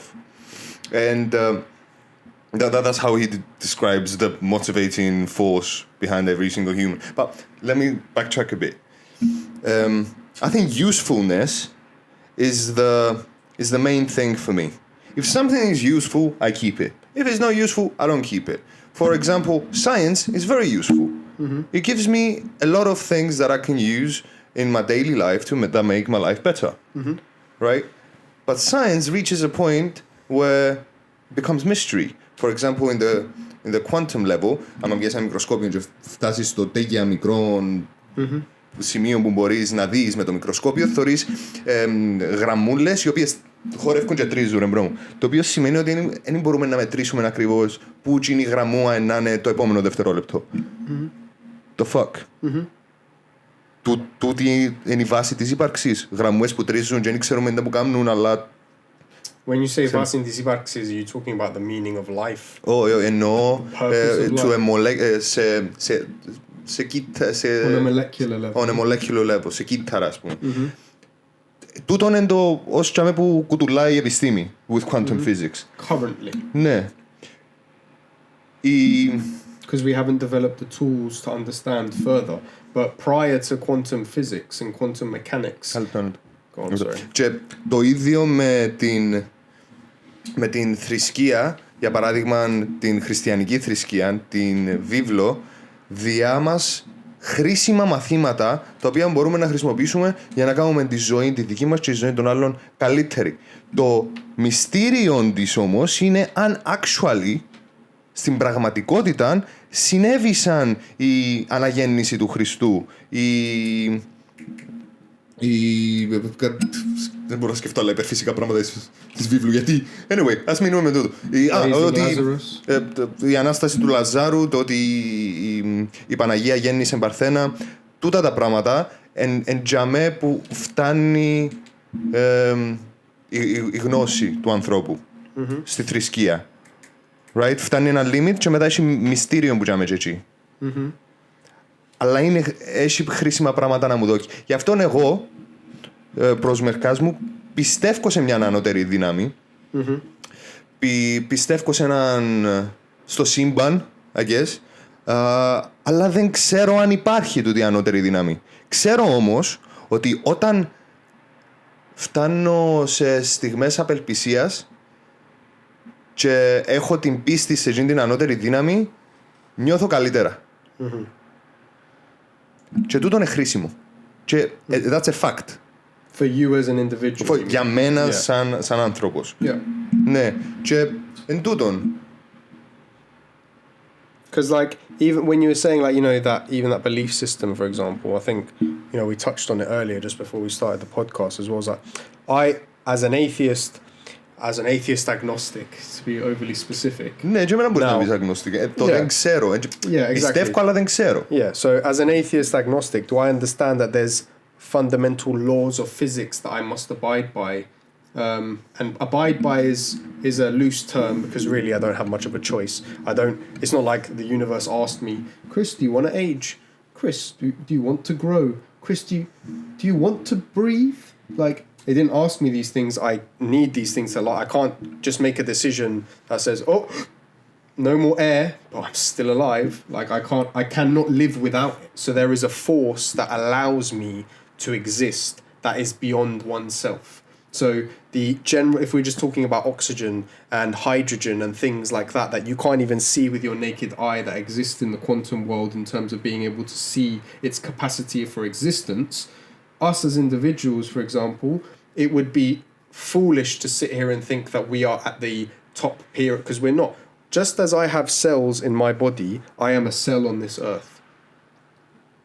Now, whether you want to consider me a cancerous cell on this earth or just another cell that benefits the earth is up for discussion. But I am just merely a cell on this earth, just like mitochondria is a cell in my body. It's the same thing. It's just on a more grand level. When you look at the universe, the earth is just a cell of the universe. It's probably not even a cell of the universe in the same way that cells are in my body. It's probably a cell that exists within our Milky Way galaxy, whatever you want to call, and then that galaxy is a cell within the universe. We're all just small pieces of a bigger picture. Είμαστε κόκκια μου στην αμοθίελα της ζωής και απλά θέλω να είμαι χρήσιμος. I think that fundamentally, not only because I think it's a personal thing, but also I think it applies to a lot of people. One of my biggest phobias is being useless. And not only useless to my community and my environment around me, it's also useless to myself. Like I fear the time when I'm going to need others to support me. I fear that. Now, should and we all say that, but I think that when it comes to that point, you fundamentally have something inside you that wants to survive for as long as it can, whether you like it or not. Λαλείς ρε πέλε, δεν ξέρω, πάντα ελάρουν ότι θέλω να φτάσω στο σημείο που κάποιος πρέπει να με ξεσκατίζει. Μα φτάσω για μέ, θέλω να πεθάνω. Αλλά, but what if someone else that needs to wipe your ass benefits from the wisdom in your head? Now, you can't wipe your own ass, but you could change their perspective on the world and maybe help them become successful in whatever they consider is success by just talking to them because your brain is still working. Even if it's not working at full capacity, there's potentially 90 years of life in that brain, and because you can't wipe your own arse, you decided it's over. You might have AI to do that for you when you're older. Ooh. You might even be able to replace the muscles in your arms and your body with AI to allow you to not grow old and have to do that kind of thing. Maybe your brain will eventually die, but maybe physically you'll be able to continue to do shit. I would let AI wipe my ass. I'll be okay with that. I'm gonna live past 70. Up top! That was so whack. Isn't it interesting how you would permit AI to do that, but not one of your loved ones that you've maybe already done that for them? I don't know if I trust AI to wipe my ass. What if it... Slips a finger in there. Like, oh, what the fuck, bro? I was going to say like maybe wipes too hard or is too aggressive when it's like it could be a number of things, but like why would you be more comfortable with AI as opposed to that? And you know, we can change subjects anyway. You've got a bunch of shit written there, but I just find it interesting how you would object to another human who you've probably wiped their ass through their development to then wipe yours. Because, like, who would it be? Like, would it be a friend? I don't want a friend wiping my Well, ass. They're going to lose respect. Your son or daughter. My son or daughter? Or Nah, man. they. Poor children. Poor children. No, I'm not going to give birth. I'm not going to put children in the world to wipe my ass. I don't What want if them they wiping my want ass. to wipe your ass? Huh? What if they want to? I don't want them. I don't want. Also, if I have a partner at the age where I need my ass wiped, You'd rather she did it or he I'd did rather it? no. I wouldn't let her do it. Because then she would lose intimacy. Θα κάνει τώρα να με δει και να πει μα το sexy. Προχτές καθαρίζαμε κολλώντας πούμε το σύσκατο. Is that the case though? Do you think that the way that your partner would view you in a sexual way changes dependent on what disgusting things they witness? So you've ever farted loudly in front of your partner and it stunk. They smelt it and that shit was nasty. So now Όχι μπρόμο, όχι μόνο έκλασα. Έβαλα την κουβέρτα. like yeah, so you do that. So why are you then thinking that she's still going to be willing to sleep with you when you do that, but to wipe your ass now changes things?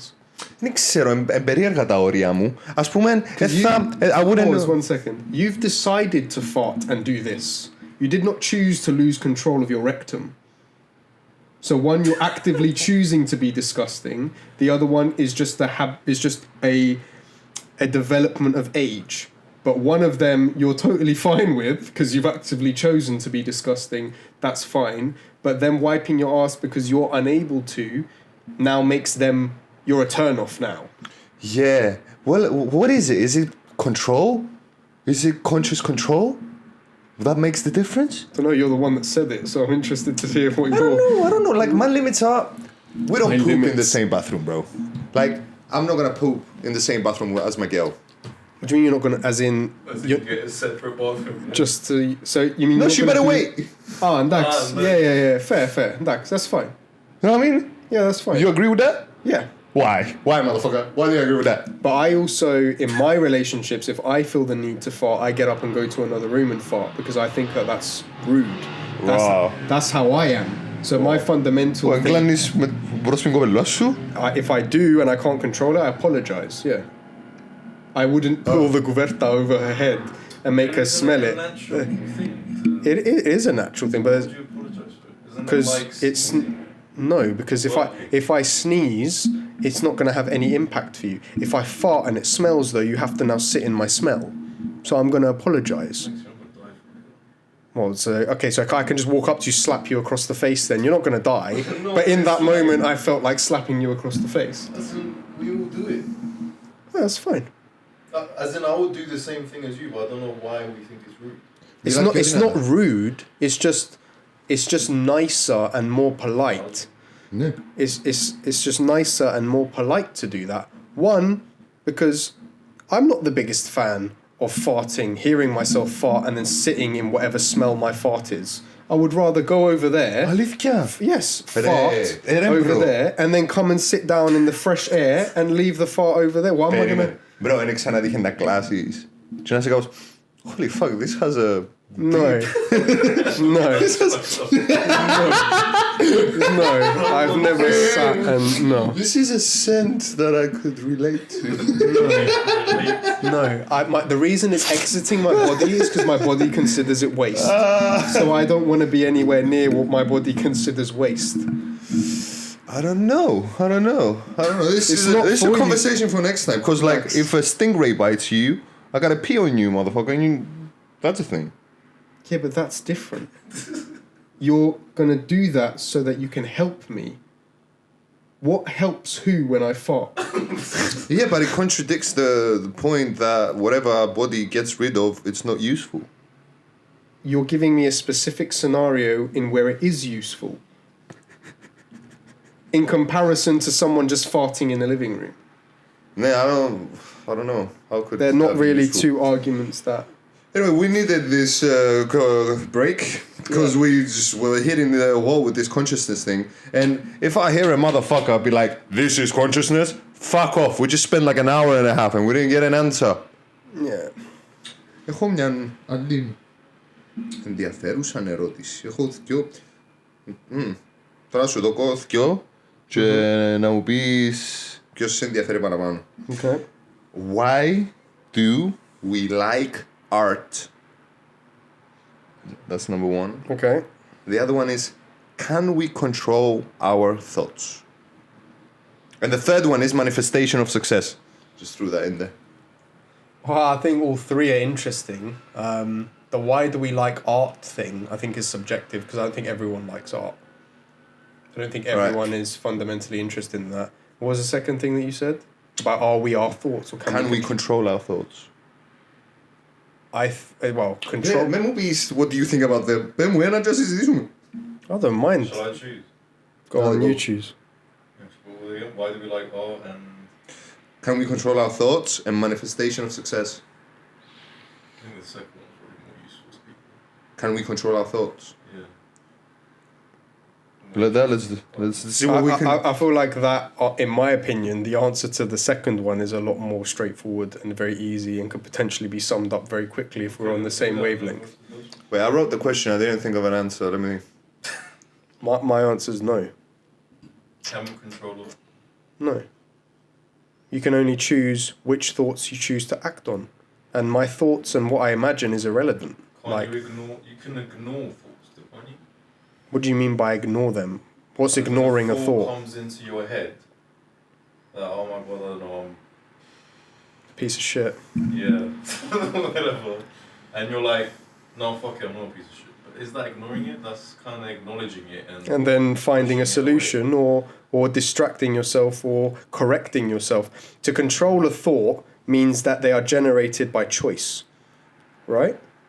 I can't generate thoughts by choice consciously all the time. Like, can I, if I were to say, why, for example, now when I was trying to think of an example, did I think of a banana?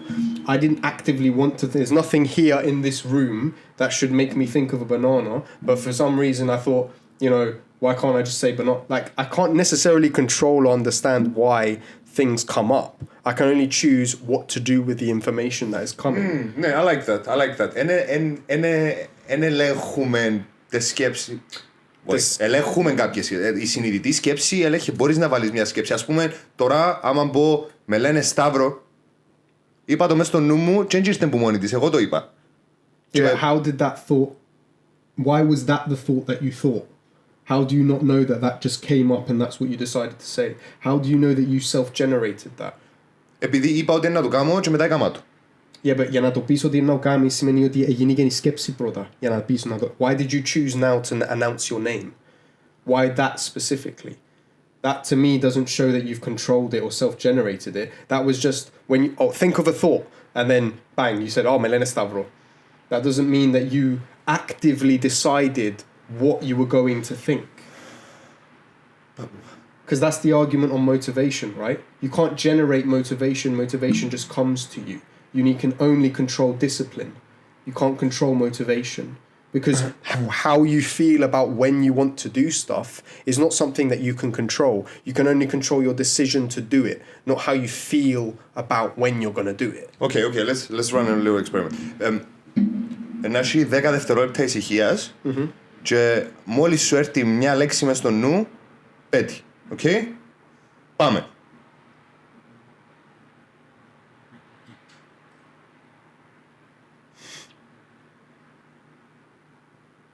Ten. Rocks. So, I think that thought wasn't generated by you. That thought just came. But if you're like, I'm going to say rocks now, and you say rocks in your head, you can do that. But who's saying say rocks if your thoughts are not generating that? Η συνείδησή σου, your conscious mind. There's thoughts that, I think there's thoughts that come from the unconscious mind and thoughts that come from the conscious mind. Can the conscious exist without the subconscious? No, it can't. Well, why would it? Why? So everything that you think consciously has developed from your subconscious. It can't be there without your subconscious. And your subconscious is your body's interpretation, your mind's interpretation and perception of everything that it's learned and experienced. So your conscious mind can't think of stuff that has never existed, as far as I'm aware, in your subconscious. So, μπορείς να πεις ότι ούλα μες στο υποσυνείδητο αρχικά και φέρνουμε τα στο συνείδητο με το φως της προσοχής. Yes, I will agree with that. But I don't think that you're actively generating thoughts. Like peaks of interest happen, for example, and then you grab onto that and you run. But I don't think that you sit there, like I don't think someone, without someone else telling them about science or something that happened, or someone dropped a rock and was like, why does the rock hit the floor when I let go of it from this height? Why can't I just go and it stays? And then it's, okay, do you know what I mean? Like when they went like this and the rock hit the floor, I don't think they actively thought, oh my God, sight. They were just like, oh, why did that happen? The thought didn't happen because they actively chose to know or to find out why it happened. It was the brain's curiosity, the uncontrolled thought that went, why does it do that? I don't think they actively decided to do that. I think your brain genuinely just wants to understand the world around it. So it generates questions from your subconscious that your consciousness latches onto and then goes onto it. I think that's a skill though, making it ask questions. Because I feel like most of the times it gives us statements, the unconscious mind. The unconscious mind is like, this is danger, don't do. This is good, do. And sometimes it's wrong. And the conscious mind kind of decides whether it is or not. Yeah, I'm not going to completely Right, ας disagree. πούμε, άκου παράδειγμα, ήμουν σε καφέ και περίμενα τον καφέ μου και είχε ένα μιτσί ρε πελέ, σαν επανάγγελε η μάνα του, έπιανε τα καλαμάκια, έπιανε 3 καλαμάκια και πήγαινε στη μάνα του και βάλε τα στην πουγκάν της. Και ξαναπήγαινε στα καλαμάκια, έπιανε τα, έβαλε τα στην πουγκάν της μάμας. Και λέει η μαμά του, σταμάτα, παραγγέλω. Και έτσι έπιανε καλαμάκια, έβαλε τα στην πουγκάν της μάνας. Έμεναν τζίνο το πράγμα, θωρούν την διαδικασία και το μωρό στα τσικέτοντα. Και ήταν και με ξαπούλα με ενευρίασε, ας πούμε. Right? Σκέφτηκα ρε μπρο μου, θα του γυρίσω μπάτσο, μια ζυνισιάς, μπαμ! Που το υποσυνείδητο ήρθε αυτή η σκέψη. Και βάλα την εγώ τσάμε. Το συνειδητό όμως είπε μου, όχι Σταύρο, δεν είναι σωστό να γυρίσεις τη ζυνισιά του μωρού. Maybe it would have been, but society doesn't accept that. We do not endorse this. Stavros doesn't endorse this.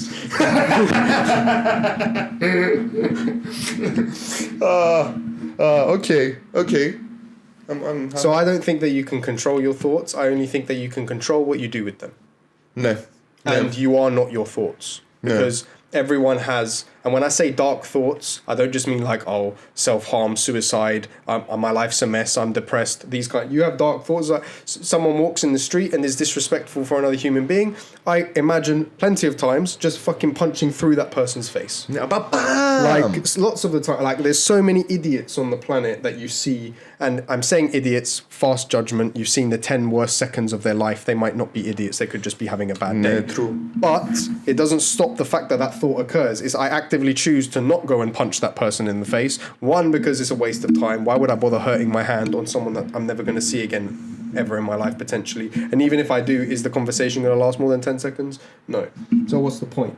But the thoughts of, let's say, violence, sex, self-improvement, self-sabotage are not things that I think you can actually control them occurring in your mind. You can only actively choose what you're going to do when they do occur. So if you have thoughts of suicide and self-harm, then the next thing you should do is seek help.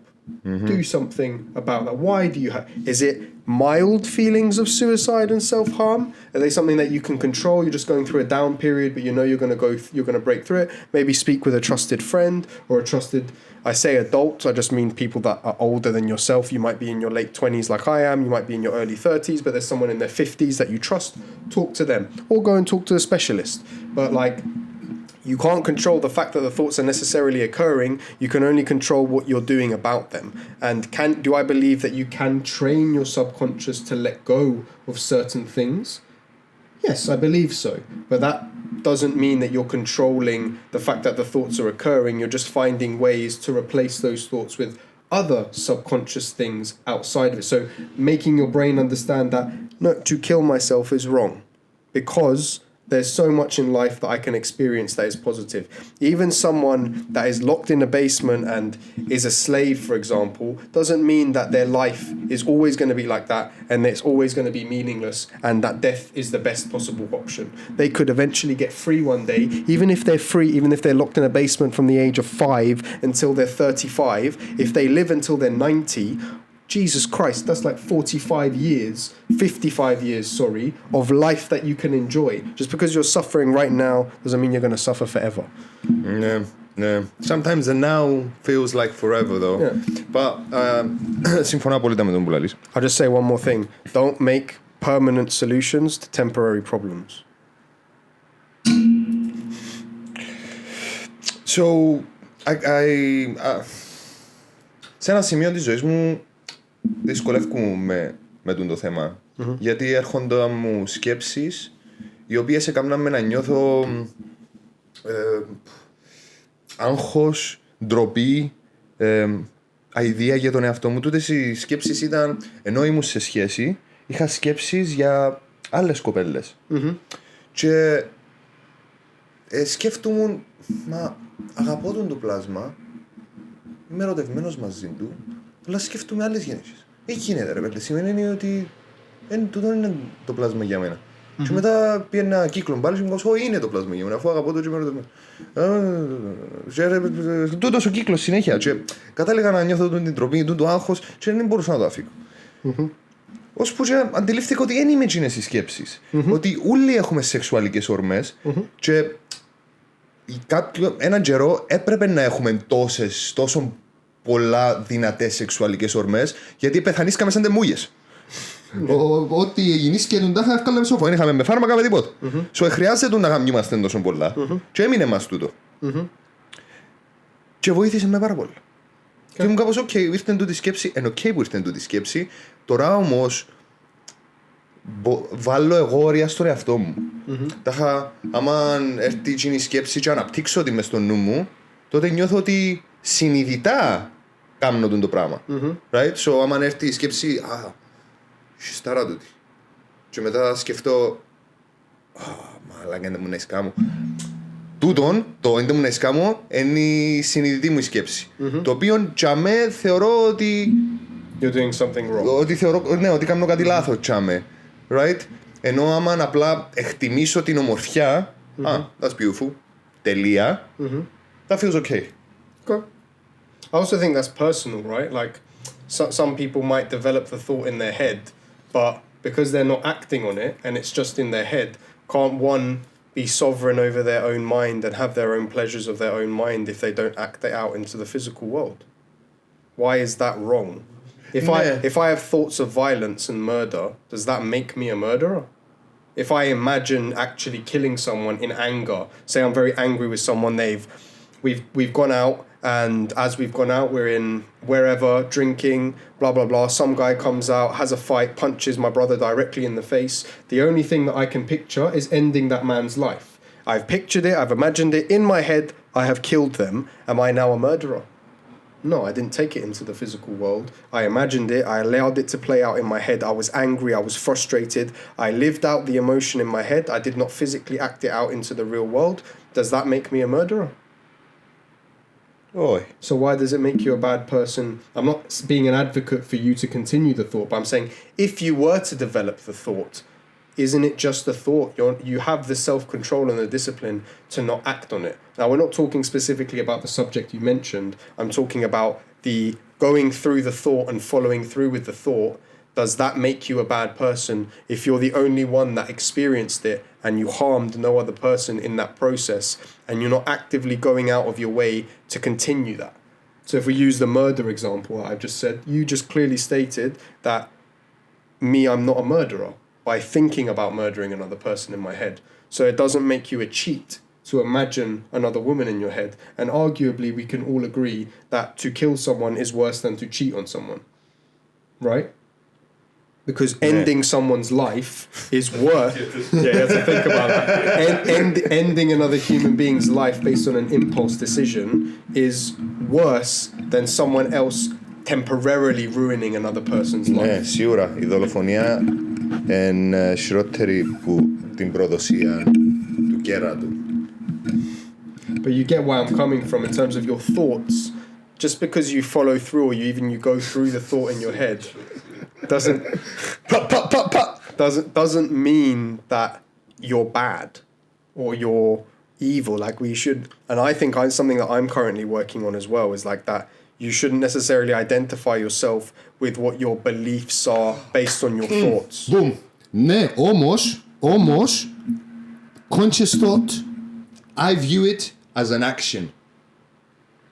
You can choose to have conscious thoughts, and if you don't, you will not.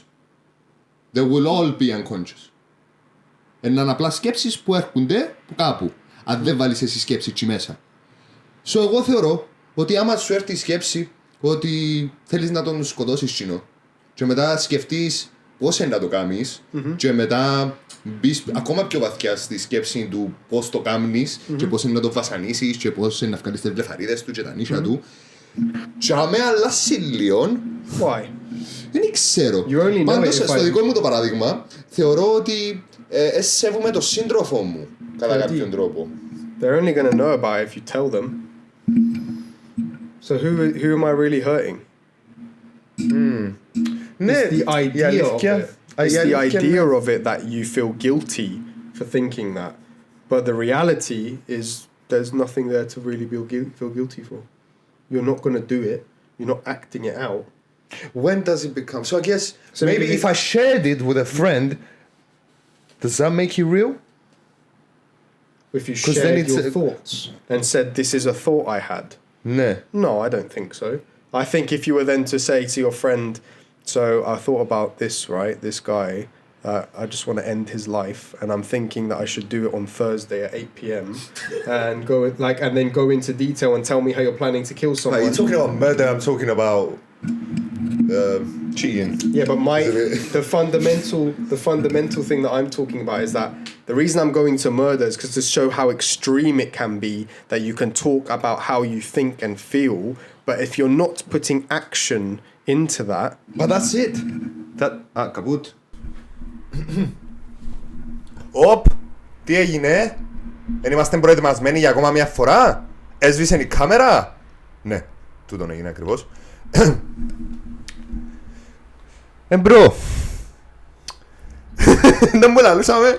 So what I was saying is that the reason I'm going to like murder and to the extreme of things is to show that no matter how extreme your thought is, if you do not act out on it in practice, it's just a thought and you're not harming anyone. Ναι, but that's the thing. I feel like conscious thought is an action. Why? You would only know that the conscious thought is happening if you shared it with someone. So how is it an action? I believe actions are things that someone else can see the evidence of.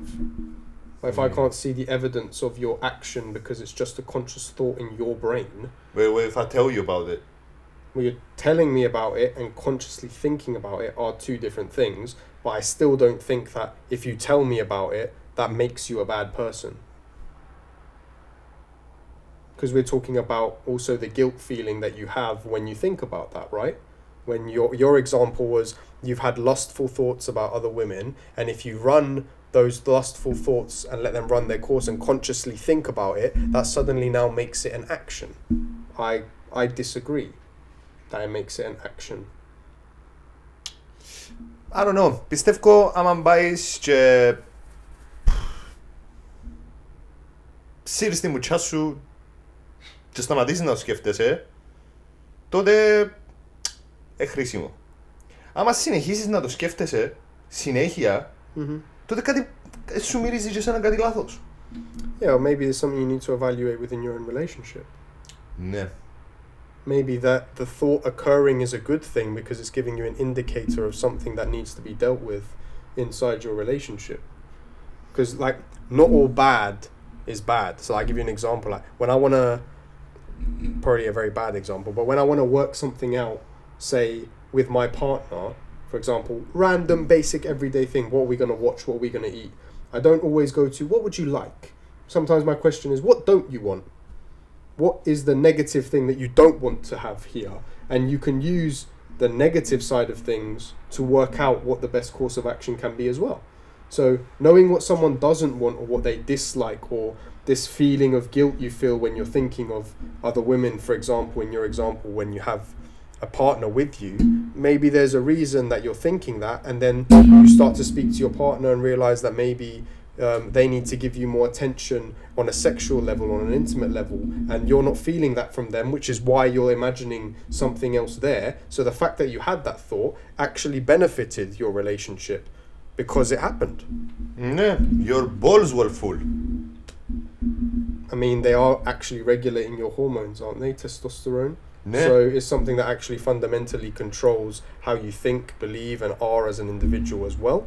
So yeah, it makes a difference whether you are, as a man, you have a full balls or empty balls. Ναι. Ναι. Η συνειδητή σκέψη όμως μπορεί να χρησιμοποιηθεί σαν ένα πολύ καλό εργαλείο. Και χρησιμοποιείται σαν ένα πολύ καλό εργαλείο το οποίο βοηθά πάρα πολύ το να ρωτάς ερωτήσεις στον εαυτό σου μες στο νου σου ή το να ενισχύεις το πώς νιώθεις για τον εαυτό σου μες στο νου σου με λέξεις που του λαλείς εν κάτι που δουλεύει στάνταρ κοπέγια. Πείτε του εαυτού σας ότι έχετε αυτοπεποίθηση και να νιώσετε ότι έχετε αυτοπεποίθηση. Τώρα ακούετε μαλακία του τον που σας λαλώ και για μένα ακούετε μαλακία όμως που σας το κάμνω και να πιστεύω την ψευδαίσθηση ώσπου η ψευδαίσθηση έγινε μια πραγματικότητα. Εμπελό. Αλήθεια εμπελό, αλλά δουλεύει. Γιατί στο τέλος της ημέρας, τη φωνούα ακούμε την όλη μέρα. Αν την έχεις να σου λαλεί αρνητικές πίπες, τότε δεν θα νιώθεις καλά, ρε μπρο μου. Άμα την έχεις τη φωνούα να σου λαλεί καλά πράγματα τα οποία ανεβάζουν σε, τότε ίσως ανεβείς. Ίσως. Δοκίμασέ το. Δεν ξέρεις ποτέ. Μπρο, θέλω να μιλήσουμε για το γιατί μας αρέσκει η τέχνη. Γιατί μας αρέσκει η τέχνη. Και ήθελα να δω πού ήβραμε την πρώτη ένδειξη τέχνης, ανθρώπινης τέχνης. Και γύρεψα το κουρί. Άκου τώρα. Τρινίλ Ζάβα είναι η περιοχή. Πριν 500.000 χρόνια, that's the dating of the art that was found, και είναι κοχύλια με γραμμές πάνω. Έτσι γραμμές, ρε μπρο. Τώρα, ναι, τώρα σας το δείξω και εσάς.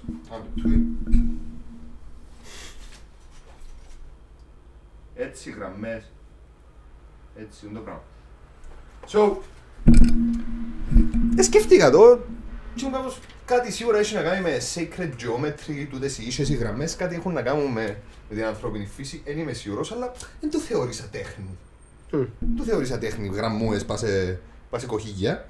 Και μετά προχωρούμε στο δεύτερο, πιο παλιό, το οποίο είναι τα Blombos Cave Patterns, το οποίο είναι 73.000 χρονών και είναι γραμμές πασερότσες. Αλλού, πάλι γραμμές πασερότσες.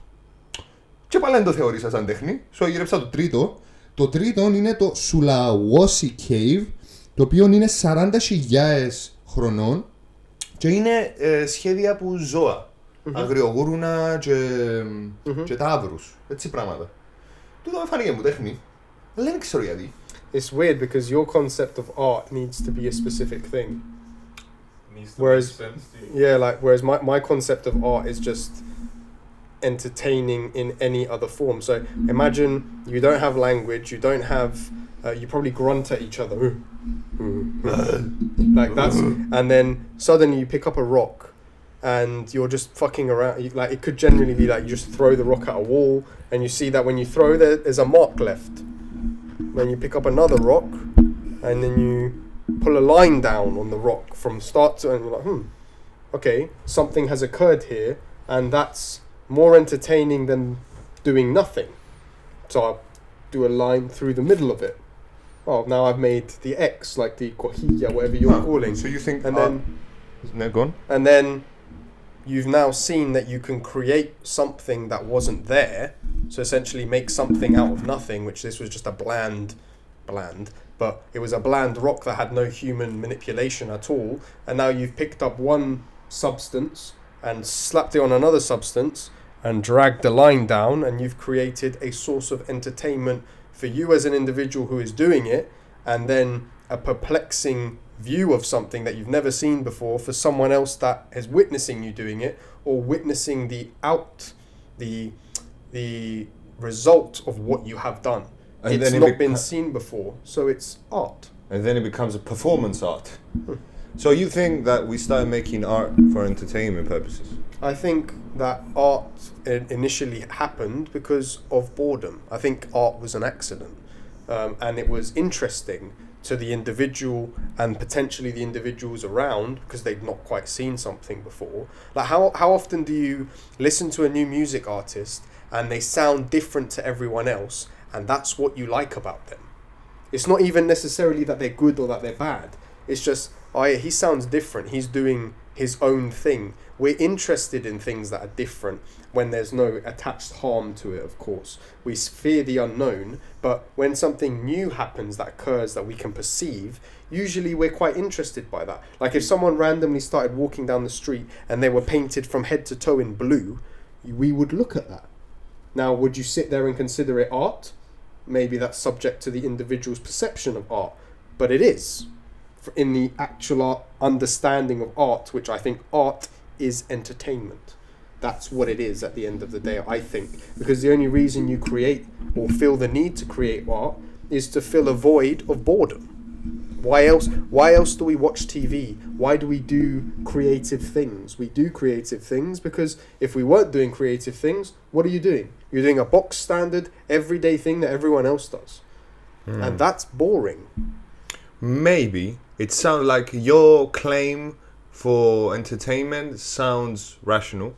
I do think, though, that it has more to do with what you said before about the human nature and its desire to understand the world. I think that's what we're trying to do. We're trying to understand the world through art. Like, I think it's developed that way. But I don't think it originated that way. So, ας πούμε με τις γραμμές μπορώ να φανταστώ ότι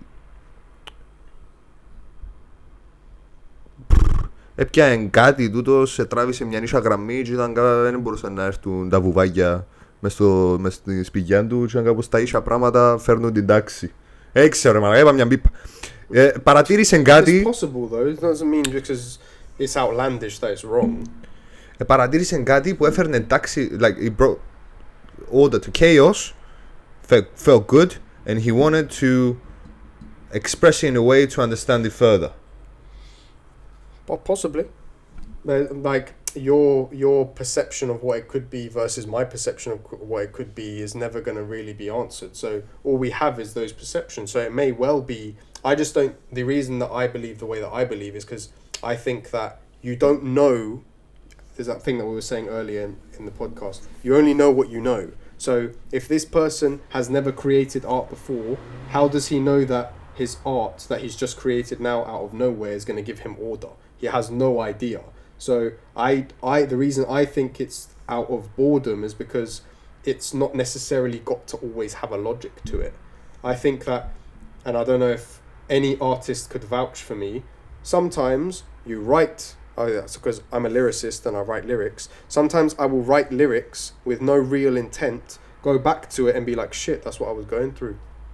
And then I didn't consciously understand that I was expressing myself in that moment. So maybe the lines, like you said, made him feel a sense of order, but I don't necessarily think he put them there to bring order.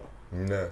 Does that make sense? No. So like the best explanation to the question of what is art I ever gotten, and I hold still, is that art is ελληνικά ξέρω να το πω. Περίμενα να σκεφτώ λέξη. Say it in Greek and then... It's art is content within boundaries of a certain art movement. So if you're making a rap song, it needs to abide the boundaries of rap. And it needs to have content within those boundaries. And if it doesn't, it's not rap. I'm not disagreeing with what you're saying. I think lots of people think that way. I just think that's a very controlled way of looking at art. Why does it have to exist within the boundaries? Like, I think art shouldn't have boundaries. Well, I think that's absolute chaos, though. Yeah, but sometimes increased chaos and entropy leads to order. So if I get a box full of dice and randomly pour them into a cup, if I speed that dice up in a chaotic way as fast as possible, eventually the dice will become one orderly pattern of dice in the most orderly way it can put itself in through all of that entropy. So sometimes an increased level of chaos and entropy actually brings order. No. Okay, you could say that everything could be art then. Yes. I think good art is within the boundaries of the art movement. Okay. And you're, well within your rights to believe that and think that. And what do you think of that? I don't agree, because I think if you were to take that the way that it is, for example, the art form of rap would not exist. Because rap is a subcategory of previous music like the blues and things like that existed before it, and rap was developed by people stretching those boundaries that you're talking about and making a new art form that everyone hated in the beginning. Rap wasn't a loved genre of music when it first was conceived. No. It took a lot of years for rap to be even remotely mainstream in the way that it is right now. So if you are to only think that good exists within those boundaries, I feel like you're putting limits on what should be limitless. I feel like categorically speaking and labeling things is where we go wrong in the modern art world. And I say modern art because we're in current times right now, and people sit there and they shit on modern art. And I have like colleagues that I work with that we laugh and joke about this, and they'll be like, well, you're going to call it art because you pick up paint and you slap it against the canvas and you call it art. Yeah, but you didn't do it. So you're okay to sit here and criticize others' art because you don't consider it art, but you're not willing to pick up the paint and do the actual thing and prove why yours would be better. But you want to sit and be an art critic to critique them. Yeah, So, who decides what dictates art? Good art? Exactly. It's in the eyes of the beholder. But as you said, like, rap was made when the boundaries of blues were stretched. Mm-hmm. So and jazz. Yeah.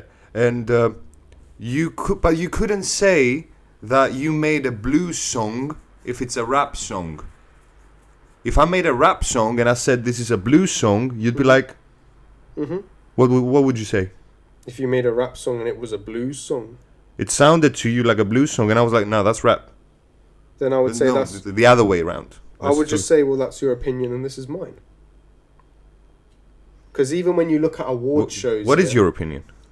Well, if what I'm listening to is someone that is speaking in a certain rhythm, but the backing of it is blues, there is an argument to what you consider more fundamental in what the genre is.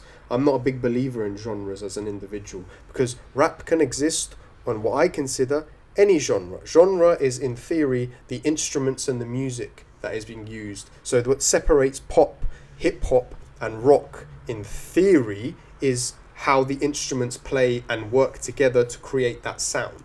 But rapping has got nothing to do with the sound of music. Rapping is speaking in rhythm and in melody in a certain type of way. I can rap on rock beats, I can rap on hip hop beats, I can rap on techno beats, I can rap on grime beats. Now, I would call it rapping, what I'm doing, but that doesn't mean the genre is rap or something else. I think the labeling thing makes Objective. it's just too much. It's unnecessary. Like, do you enjoy it or do you not enjoy it? Do you want to categorize it to give awards, for example, like they do the Grammys and the Oscars? But in the reality, most of that is just a bunch of people's opinion, and their opinion isn't necessarily fact. So to quantify things in a way, we're adding a label and a category to them to make them exist within boundaries. For some people it works, and that's how they fundamentally can create music and move forward with music. That's just not necessarily how I look at it. But it's just that that misses a truth that we can all share, and I feel like the world is created on the fundamental basis that we all agreed onto something, and we built this shit together. But why do we have to agree on the name of it and not agree whether we enjoy it or not? Why does there need to be an attached label or category? Why can't you just say, this is Stavros' music. Do you like it? Yes. Do you like it? No. Okay, cool. Yeah. Why does it have to be, Stavros' music is blues. It's not blues, it's rap. Okay, why does it fucking matter what it is? Why does it matter what you decide? Like, do you enjoy it or do you not? And I think that people then have this strong thing, like especially it happens a lot in the hip hop community. It's, oh, this is not hip hop, that's not real hip, that's not rap culture. Fuck off. We don't care what your rap culture, your hip hop is. Do I rap and do you rap? Oh, you don't rap, but you are the culture and I'm not the culture when I rap.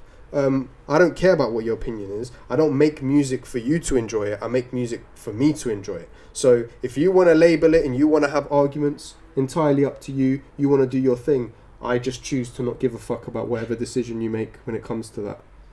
It's just that when you have a wooden ship, Mm-hmm. and every day you go and take a piece of wood from that wooden ship and you replace it with a new piece of wood. Mm-hmm. At some point, It's going to be a new ship. it's going to be a new ship. Mm-hmm. But there was a point where it wasn't a new ship and it just became. Mm-hmm. Well, Right. Technically, if we're going to use that analogy, technically it's never a new ship, because by the time that you've put the last piece of the new wood, the first piece of the new wood would essentially kind of be old wood. So you will never have a new ship if you're going to be very specific. Don't be that specific, But you can't pick and, but that's my point. You can't pick and choose in life and decide what is and what isn't when I can find an argument to disagree. What do you mean? Yeah, but it's not an argument to disagree on. Like, you got a ship and you're changing pieces of wood. There's a certain number. There's like 100 pieces of wood on that ship, and you start and you just change the first one. Am I doing this day by day? Hour by hour? When am I changing the pieces of wood on the ship? Βγάλεις ένα, βάλεις άλλο. Βγάλεις ένα, βάλεις άλλο. Δεν σταματάς. Την ίδια ημέρα. Ναι. Okay. Έχει κάποια φάση που γίνον το παλιό γίνεται καινούρκο? Well, basically, what has happened is I've replaced all of the pieces of this ship to redefine it into a ship that has newer wood on it. But the space and the skeleton of the old ship, essentially the idea of it is still there. I've just put new pieces onto it. But the new ship wouldn't exist if it didn't have the old ship in the first place, the skeleton and the idea. I had to take the pieces to put the new pieces. So if the old ship was called Lola, Okay. is it still called Lola? Why not? Who says it can't Because be it's not still? Lola anymore. Lola is a pile of wood now. But what if Lola is the idea of the ship and not the actual vessel? This is my ship. I have a house. I have renovated my house, okay? Does that change the address of the house? It's still 6 Exeter Road. Doesn't change the house, even the value of the house might go up, it might increase. So I've got a house on a certain address. I've now done renovations to the house. Is it a new house or is it just a renovated house? Well, if you've changed everything in the house, Yeah. wouldn't it be a new house? If The last brick, the If- last wire. But the skeletal structure of it is exactly the same. So when I sit here now, What do you mean This- skeletals? There's nothing left. yeah, but okay, let's take an example. Okay, so I've got a boat that is a basic boat that has 2 ends that come inwards. The middle bit is the largest section that parts it. You have 1 flagstaff in the middle, and you have a sail. If I change all of those pieces to be exactly the same, when I sit in it, it is just a newer version of what I was already sitting in. The structure is the same. It still looks the same thing, but it's like I get that thing there that we've got on the side, the shelves. If I were to change every single shelf, but they were still white, and then it's exactly the same look as it is, it's the same fucking thing. It's just got newer pieces on it. Okay, so a robot that keeps changing its limbs until it becomes Like 100% human organ based. It has now become a human. But you're replacing its organs. It looks different. It's not the same thing. Whereas, like, if you're telling me this ship, for example, had white wood with smooth edges, and now I'm going to get black wood with hard edges, and I'm going to change the fundamental look of the boat, it is a brand new boat. But if I'm just replacing an old piece with a new piece, but the old piece is just an aged version of the new piece, it's the same ship, it's just renovated. Well, it's still a ship though. What is this? Have to I'm do so with interested in music yeah. genres? This is It's still a ship though. Okay. If you keep replacing the wood and start building a horse out of the ship, and it stops being a ship, it's now become a horse. Yes.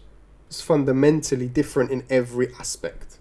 Okay, at some point, blues. Was changed so much that it became rap. No. Blues still exists. Rap evolved from... Like, the only reason that rap exists is because blues existed. But people in blues and jazz would not, at the time, necessarily respect rap when it came through. So the people that created rap had to push outside of the so-called boundaries and authentic way of blues being in order to develop rap. Because if people don't push the boundaries of art and don't go forward and try new things and try to be different, we're going to be stuck with the same shit on repeat, and eventually that's just going to get boring. And we hate boring. We hate it. We hate boring more than the stuff we hate. We'd rather have stuff to hate than be bored. Yes. We will choose the negative experience Over instead. the nothingness. Yes. Every single time, though. Yep. That's why it's so difficult to be happy. To break out of negative cycles as well in general. I think that's one of the most difficult things, is because you're scared of not feeling anything or not having anything afterwards, because you're so used to constant stimulation. Positive or negative, it's constant stimulation. Yeah, man. If I have nothing to do, I can get sad, and I would prefer to be sad. I would consciously put on sad songs to be sad Instead of doing nothing. instead of doing nothing. That's word. I did No. that last week. I was just bored, and I was like, no, it's time to get sad now.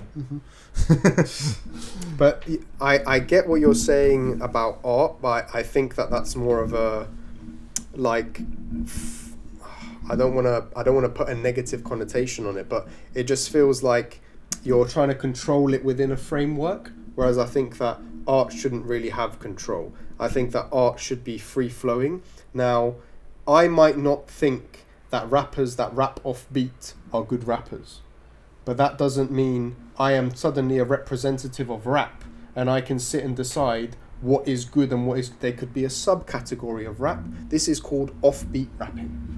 Who am I to judge though, really? It's not what I like, that's fine. Should I be able to share my opinion that I don't like it? Yes, but I can't really sit here and say whether it's good or not. It's just something that I don't consider good. In my opinion, it's not good. That doesn't necessarily mean it is. And who knows, in 100 years' time, maybe there will only be offbeat rapping, because that's now the only cool way to rap.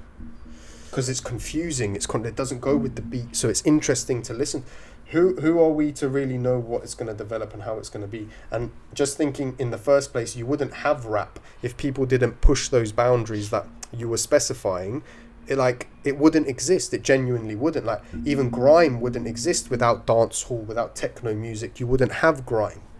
It only exists because people decided to be like, what if I just do this and fuck what everyone else thinks? I like the idea of it, so I'm gonna fucking pursue it. And they do, and then 50% of the people are usually like, what the hell is that guy doing? Why does... Okay, he's doing his own thing. Alright, cool. He continues to do it. It suddenly becomes a sound that you're starting to become used to because you're hearing it a lot. Oh, suddenly it's like, oh, that song he made, I liked it. Yeah, that one was dope. Yeah, that's sick. Makes another song. Oh, yeah, he's on a wild run, this guy. Yeah, he's sick. Yeah, that's my guy. Day one, I said that this guy was going to be the GOAT. And that is genuinely how things develop. I think even Skepta said it in an interview. It was like most people at first are kind of like, what's he doing? He's weird. He's kind of doing something different. I'm not really fucking with that. And then suddenly it's like, oh yeah, he does his own thing. Yep. And then it's like, oh, what does he do exactly? I'm kind of interested now. No. And then, oh, this is actually interesting. Oh, I like it. And a lot of the time, how many times have you heard a song and on first listen, you're not mad interested in it? It didn't really grip you. And then 3 months later, you're like banging this song out in the car and you're like, this is dope. Yeah, what the fuck? I know, it's crazy. So it's like, sometimes you might not be ready to perceive that art in that moment, but it shouldn't really have the boundaries. I don't believe in the labels. I don't believe in the labels maybe because of how I've chose to conduct my own music careers. Like, I haven't specifically looked to be in the hip hop culture. I just like rapping. I heard other people rapping, thought, you know, I have quite an expansive vocabulary. I can probably do this too. I like rapping their lyrics when I listen to them rapping, and if I can do this, why the fuck not? It makes me feel good to rap their lyrics. Sometimes I really relate to their lyrics. It might be cool if someone listened to me and related to it. And even if they didn't, when I play it in the fucking car, I listen to myself and I'm like, you know what, this is sick. I'm so glad that I made this song. And I want to play my own song on repeat because of how much I like, how I connect with my own music. Because when I listen to it, my past experience, that's past Chris that wrote it. What was going on in Chris's mind at that time when he wrote it? What was he going through? I get to travel back. I get to see what happened, where I was, what I was thinking at that time. So maybe because I don't exist in those realms of specific categories of music, that's why I don't feel strongly about the way you do about putting things within a framework, let's say. But there's other people that live and die by this rap, that rap, this kind of genre of music, this and that, and they're very adamant. Like the whole Drake and Kendrick thing, people were very much like, oh, Kendrick's all for the culture. But didn't Drake make the culture big in the world in a way that Kendrick never did? Isn't the culture more worldwide now because of the way Drake pushed music and the way he got people to listen to him with his more, let's say, general hooks that everyone could understand, and then they delved more into his music and then heard more rap music? There might even be Kendrick fans today that only ever heard Kendrick because they first heard Drake, and then they heard Drake do a feature on Fucking Problems with A$AP Rocky, 2 Chainz and Kendrick. Heard Kendrick because they were Drake fans, and then became Kendrick and Drake fans at the same time. I'm one of those people. So and that's not saying anything negative about Kendrick, amazing artist, fantastic lyricist, but when they're sitting there saying that he does more for the culture than Drake does, he does more for the certain specific kinds of people that believe in that culture. But if you're thinking about making the culture general to the world, Drake's one of the people that has introduced us to a lot of these artists and made our eyes open to what could be possible in rap. Giving credit where credit is due. No, yeah. Cool. It's just I like having a framework of things because it gives me something to work on. Like thinking of art as a as content within boundaries of an art movement, it's something I can understand. Now those boundaries I understand that are very fickle, like they change and develop like grow, yeah. as we go to facing life. The same way art's boundaries change and art changes with the changes. The same way humans, the way we perceive the world, the way we perceive questions such as what are thoughts, where do they come from, what is consciousness, what is God. These things change. And as long as they're useful and entertaining, have them. Yeah, why not? So basically, you heard and watched 2 hours and 10 minutes of people talking about things that didn't go nowhere, bro. We didn't answer a single question, bro. And I don't think that we needed to either. Like, I also find that like there's only really two fundamental truths in life, right? And those two fundamental truths are that change is going to happen and that you're going to die someday. There isn't anything else in life that's guaranteed besides change and death. And you cannot question questioning. I mean, isn't that also part of questioning? Questioning. I mean, as long as you can keep asking questions and not make statements, more power to you. Nah. Can't I ask you why you asked that question? Of course I can. Yeah, but you cannot Question the fact that you're making the question, you mean, as in negatively Okay, that I can agree with, yeah. You Yeah. shouldn't ever take questions in a negative light. You should see questions as a way for the other person that's asking that to develop and educate themselves. Yes. Fuck yes. This is what I get to do with my life. Amazing people. This was another amazing Hachik trip. Thank you so much. And we are back. And when I say we're back, we are back. That's what I'm saying. Yeah, basically. That's exactly what that means.